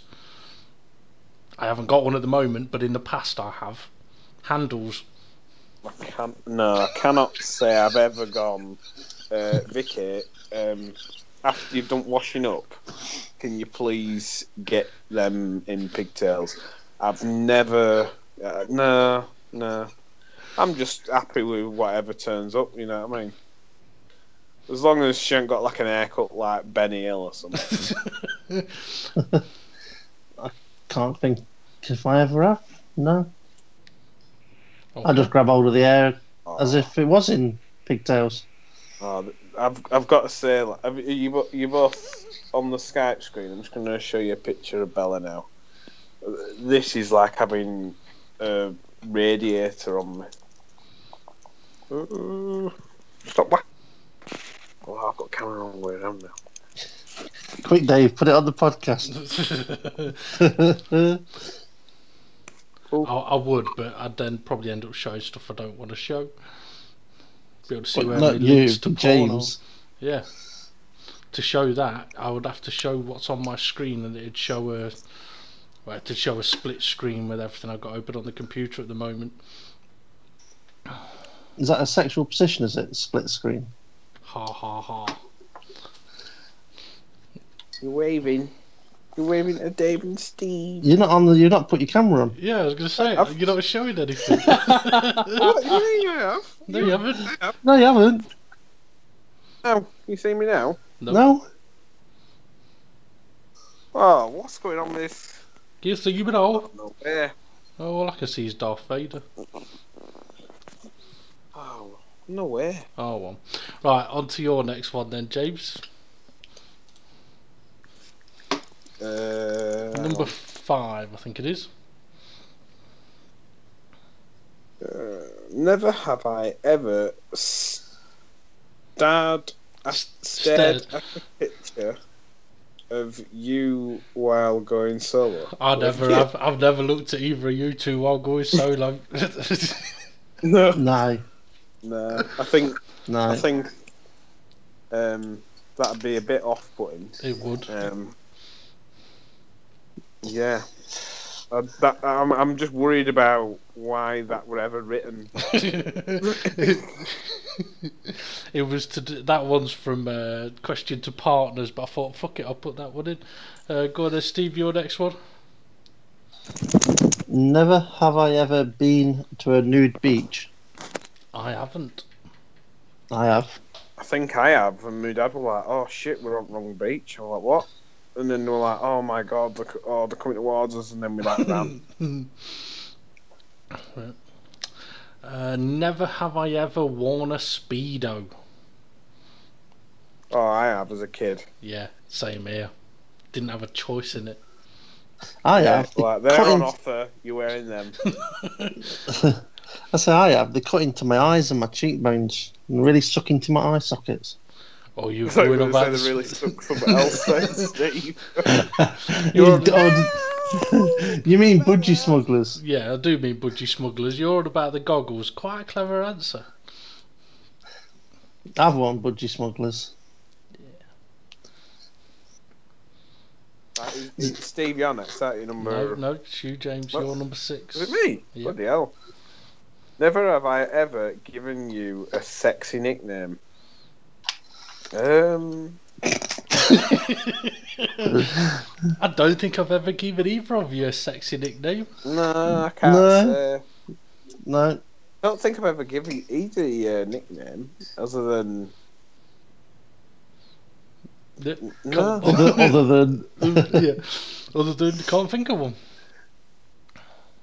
It's always just Dave and Steve. There's no else. Never have I ever taken a shower selfie. No. Yeah, I won't want to get me I won't want to get me equipment wet. I have.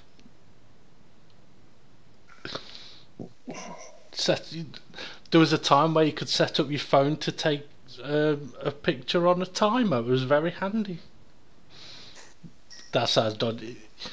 Yeah, we'll leave that one there. The girls liked it anyway. This was years ago. Never have I ever watched Game of Thrones for the sex scenes. Nope. That I've got to say, and this is hand on heart, I do not watch Game of Thrones merely because it's full of like sex stuff, and I think if that's you're trying to get, that's a bit like me with me clickbait. And I feel like that's pretty much like the target audience they're going for. They're like, oh, well, how do we get loads of people to watch it? Well, if we get a load of people with the boobs out, and it's commonly known that every other episode there's going to be a woman having a sex scene, then loads of lads will watch it. And I do feel a bit like, well, I'm pretty sure they could make it without having sex scenes. But not saying that I don't want sex scenes, but if I want sex scenes, I know where to go, you know what I mean? True. Well, I will say the sex scenes don't take away from the programme. I have watched it for the sex scenes. Do they add to the programme then? Yes. Kind of. They don't make it worse, let's put it that way. Next! It's James's. No, it was James's, wasn't it? No, that was mine. Oh, right. Oh, yeah, mine were nickname. Hang on. Never have I ever worn a bra in public. I've never worn a bra, full stop. No, I've never worn a bra. I have.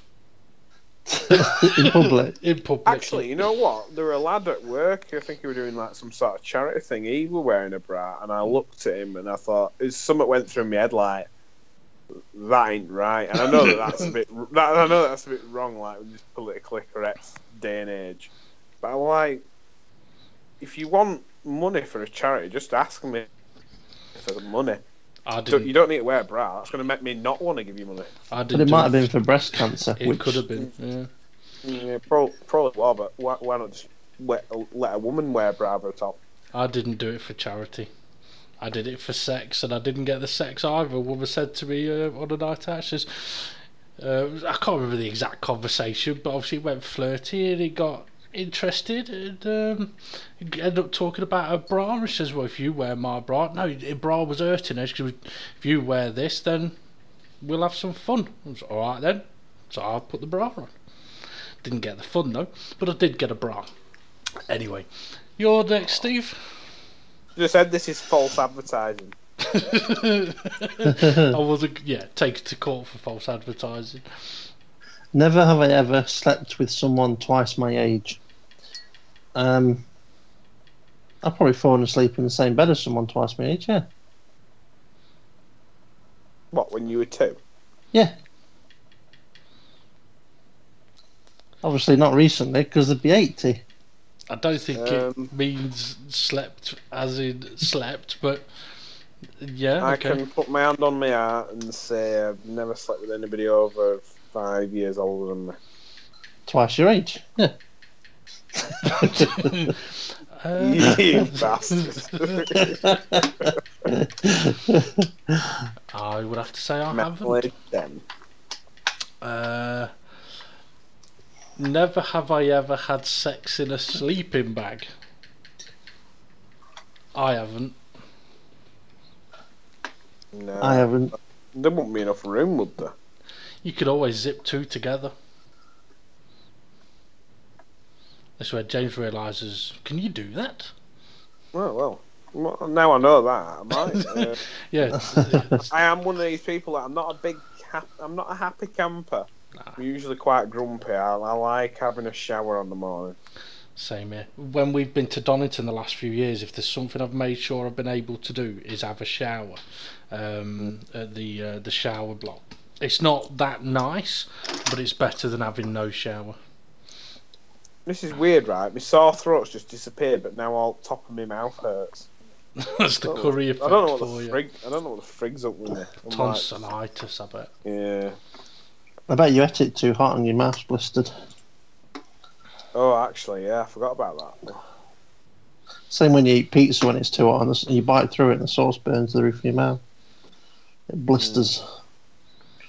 Without you realising it, you probably pop the blisters in your roof of your mouth and that's when it gets sore. Oh, God. Could be. Is it me? It is, yeah. Number 8. Never have I ever watched 50 Shades of Grey. Well, I'll tell you now, I've never watched 50 Shades of Grey. I never intend to watch it.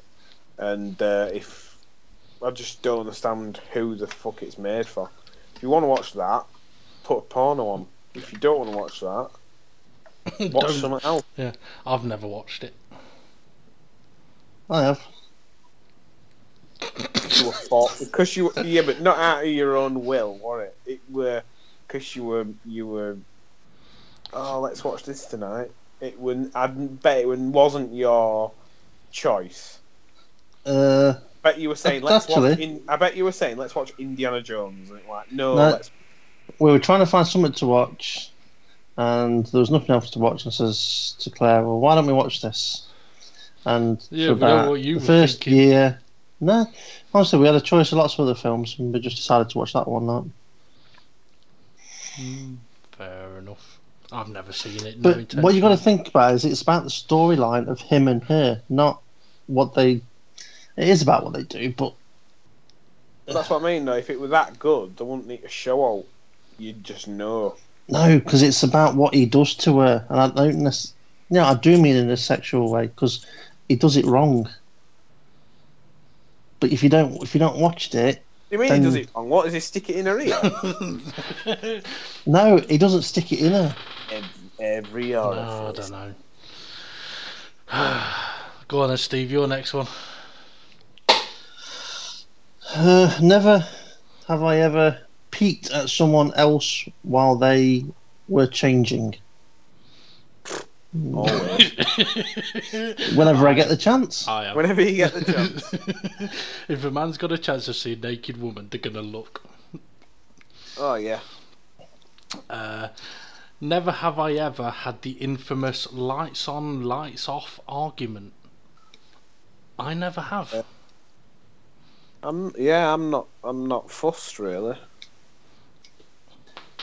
I have. Every time I tell the kids, "You're having it off now," and they say, "No, I want it on." "No, you're having it off."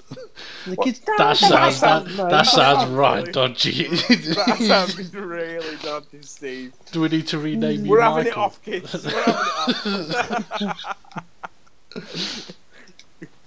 Just like to clarify. Kids want the light on. Yeah. That is probably the worst example you could give on that. Just want to clarify, Steve does not mean it sexually, I hope. What do you mean? What's wrong with having sex with your kids? Oh god. If Schwitzel can do it, anyone can. That sounds bad. Okay, James, I can't remember what his name was now. I was going to say Schnitzel, but that's a dog, in it? Or was that a Schnauzer? Schnauzer's a dog. Okay. I was trying to make love to my face here. What are you doing? Never have I ever been fucked in the face by a dog. James, I have right now. Okay, James, your next one. Oh, Bella, hang on. Let me... Just give me... No! No! Licking my face off.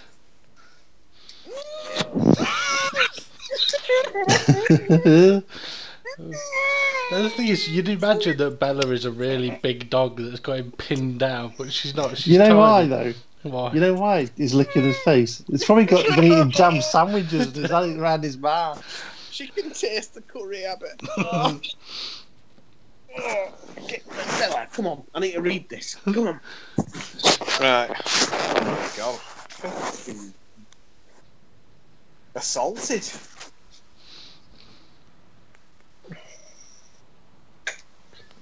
Come on then, James. Right, hang on.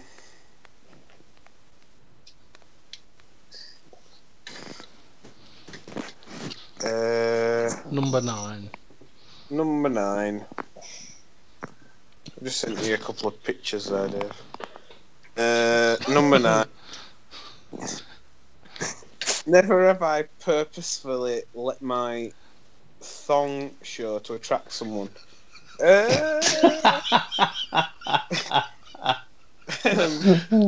I've got to say, I don't think unless you're David Beckham or Cristiano Ronaldo, I don't think whatever type of underwear you wear will attract women.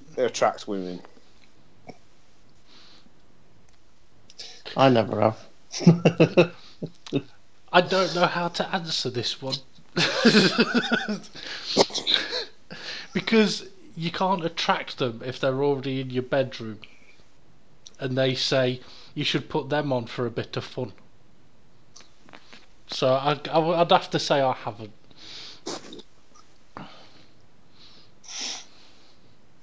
I don't know. Right. It's my question next, isn't it? Never have I ever tried a flavoured condom. No, never. Don't use them. I have. I've got to say, I hate them. Absolutely hate them. It just smells like burning rubber. The thing is, though, the flavoured condoms, because you have to touch them, it actually smells nicer. Like, because it gets on your hands, it does smell better. And for the ladies, it can be better as well. Although it is a bit weird when it smells of, like, apple crumble and custard. But surely they'd all still taste the rubber. Imagine, I don't know. Imagine if they did chicken tikka masala. You want some poppadoms? A bit of lime, pickle and salad. Pie and mash. Have you seen on the messenger me getting attacked by Bella? I have, yes. It is very good. That's what happens when you lie down, you see. The dog's bad to attack. This like licks my face to death. Like, come here, let me lick you. Yeah, she's just been out for a shit. That's why I left it. She's just been sat there on the sofa licking a fanny for about 10 minutes. That reminds me of something I'll mention. Actually, I'll mention it now. I can't remember if I mentioned it on the podcast last week, but I know I told Steve about it. I went to Mum and Dad's a couple of weeks ago, and the dogs were in the garden. One of them brought me a bone. They like to bring a bone so you can throw it. So George brought me a bone. I got it out of his mouth, chucked it. He ran off, got it, brought it back to me as I was walking to the house. So without looking, I just sort of grabbed it. And I thought, as I grabbed it, I was like, that feels a bit wet. But I just chucked it and didn't think anything of it. And then I looked at my hand. The bone had been covered in shit. It landed in shit. He picked it up, brought it back to me, and I grabbed it. So now my hand was covered in shit. And I was like, you little bastard. At least I'd be more concerned about the dog breath. Well, I wondered why, when he went to go and pick it up, he was taking his time. Now I know. He obviously saw what it had landed in and thought, I'll just get the clean bit and I'll give him the dirty bit. Anyway, never have I ever been fooling around in the car and accidentally honked the horn. Never. I have. Never. I've never owned a car big enough. It's been a Ford Fiesta or a VW Polo. It's never got beyond the hatchback. You'd be surprised how far back or how far forward those seats can go.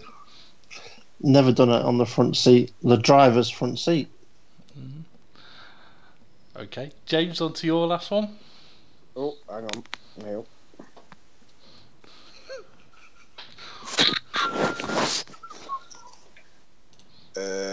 Never have I ever dressed up as a naughty schoolgirl. Well, no. Can't Definitely, I have never. And I've never asked anybody to do that either. I have never.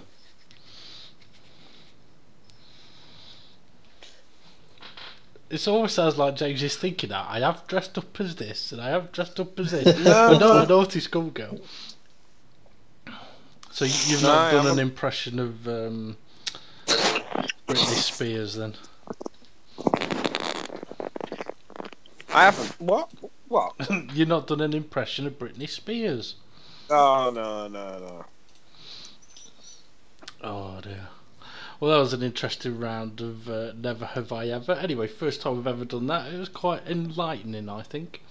Yeah, but, it's alright. Yeah. Oh, right, well, that's everything I've got for tonight's show, guys. I don't know what else you might have. Well, Dave, I've got something. Yeah. And something you don't know about. Obviously, because I haven't got a fucking clue what you're about to say. Go on. Well, do you know, like, you've done them videos for shaving your head, like how a man does. Yeah. What about how a man shouldn't do something? Or how a boy shouldn't do something? Oh, God. It's like how a boy shouldn't pose for a picture. Oh God. Why do I get the feeling this is going to be something about me? Well, I can't put this on the podcast unless you do. Oh God. So I shall send it, yeah, and then it's up to you to.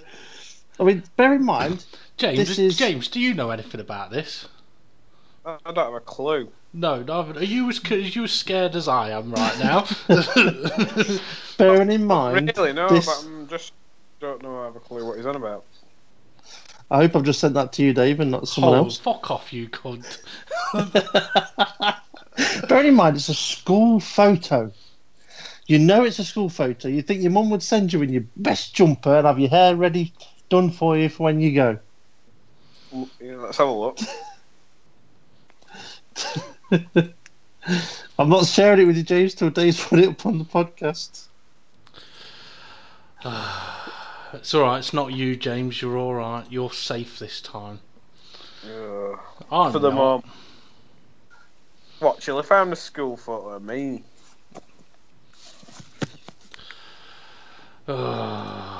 Talk about embarrassing. So, what? I must have been, 10 years old? Probably. Nice hairdo. Fucking look out. shocking. Fucking shocking. Ace Ventura, pet detective. Proper hairdo going on there, I tell you. Fucking hell. Oh man, you could tell it with the 80s, couldn't you? Fucking was. Colour's the same jumper as the background. It was like a felt jumper. Jesus. Why do I get the feeling there's more to come? Well, I do have more if you want another one. Oh God. Well, just to show what you would normally be like when you were not having your picture taken when you was in school. Oh fucking hell. Then you might as well put one up for what you would normally have, your hair like, and if you were trying to pose for a picture. I've got to try and find this one. I got it. There it is. I'll just send this one to you.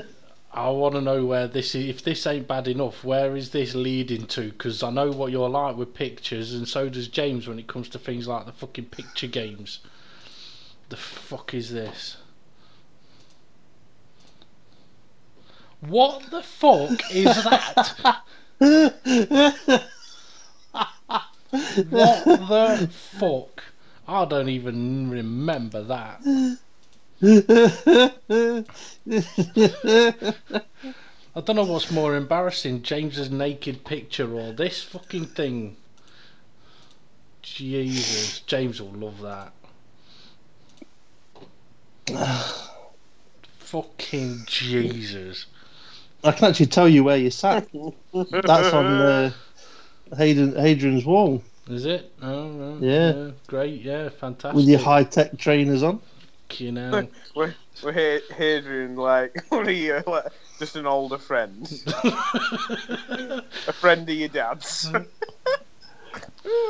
God, man. That's proper fucking Clarkson hair, that, isn't it? Yeah. Fucking look like a Clarkson's love child. I can just imagine, though, right, if your hair wasn't big and bushy, right, if your hair was shaved short and you just had a big head.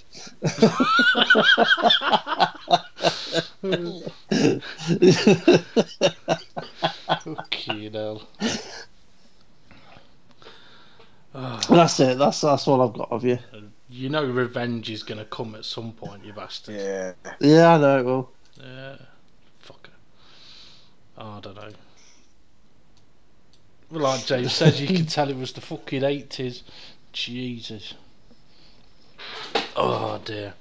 Right, that's definitely everything I've got for tonight's show, you bastard. Yeah, I can't think of anything else. Well, it's 2 weeks in it to Monaco. I believe 2 weeks, so, yeah. Yeah. We know that's, unless there's some crashes, it's going to be boring. You watch, it'll be the one race this season that doesn't have a fucking safety car. Although there has been one race already, but the race that you'd most expect one, there won't be one. I think, you know what, there probably won't be any safety cars. It'll be virtual safety car or red flagged. True, and if they do I don't know, I don't think they would red flag it, you know, because if they have to do a restart, Monaco is not the track where they'd want to do a standing restart at for the first time. Because it'll just result in a crash and then a safety car or a red flag. But if the road is completely blocked, they've got no option other to red flag it. That is very, very And true. the cars are a lot wider. Yep.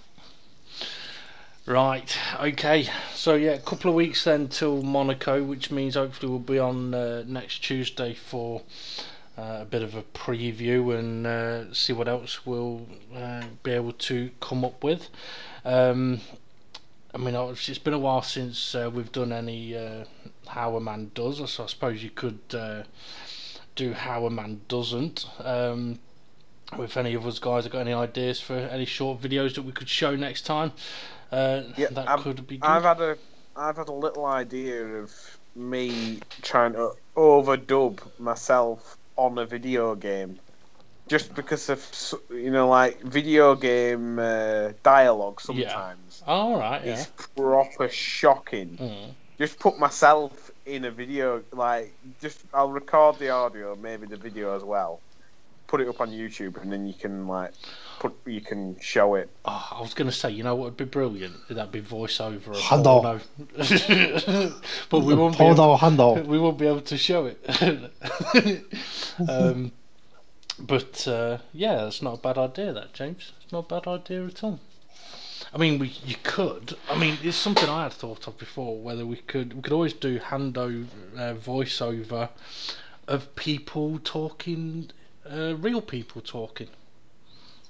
Yeah, we could do that. Yeah, why not?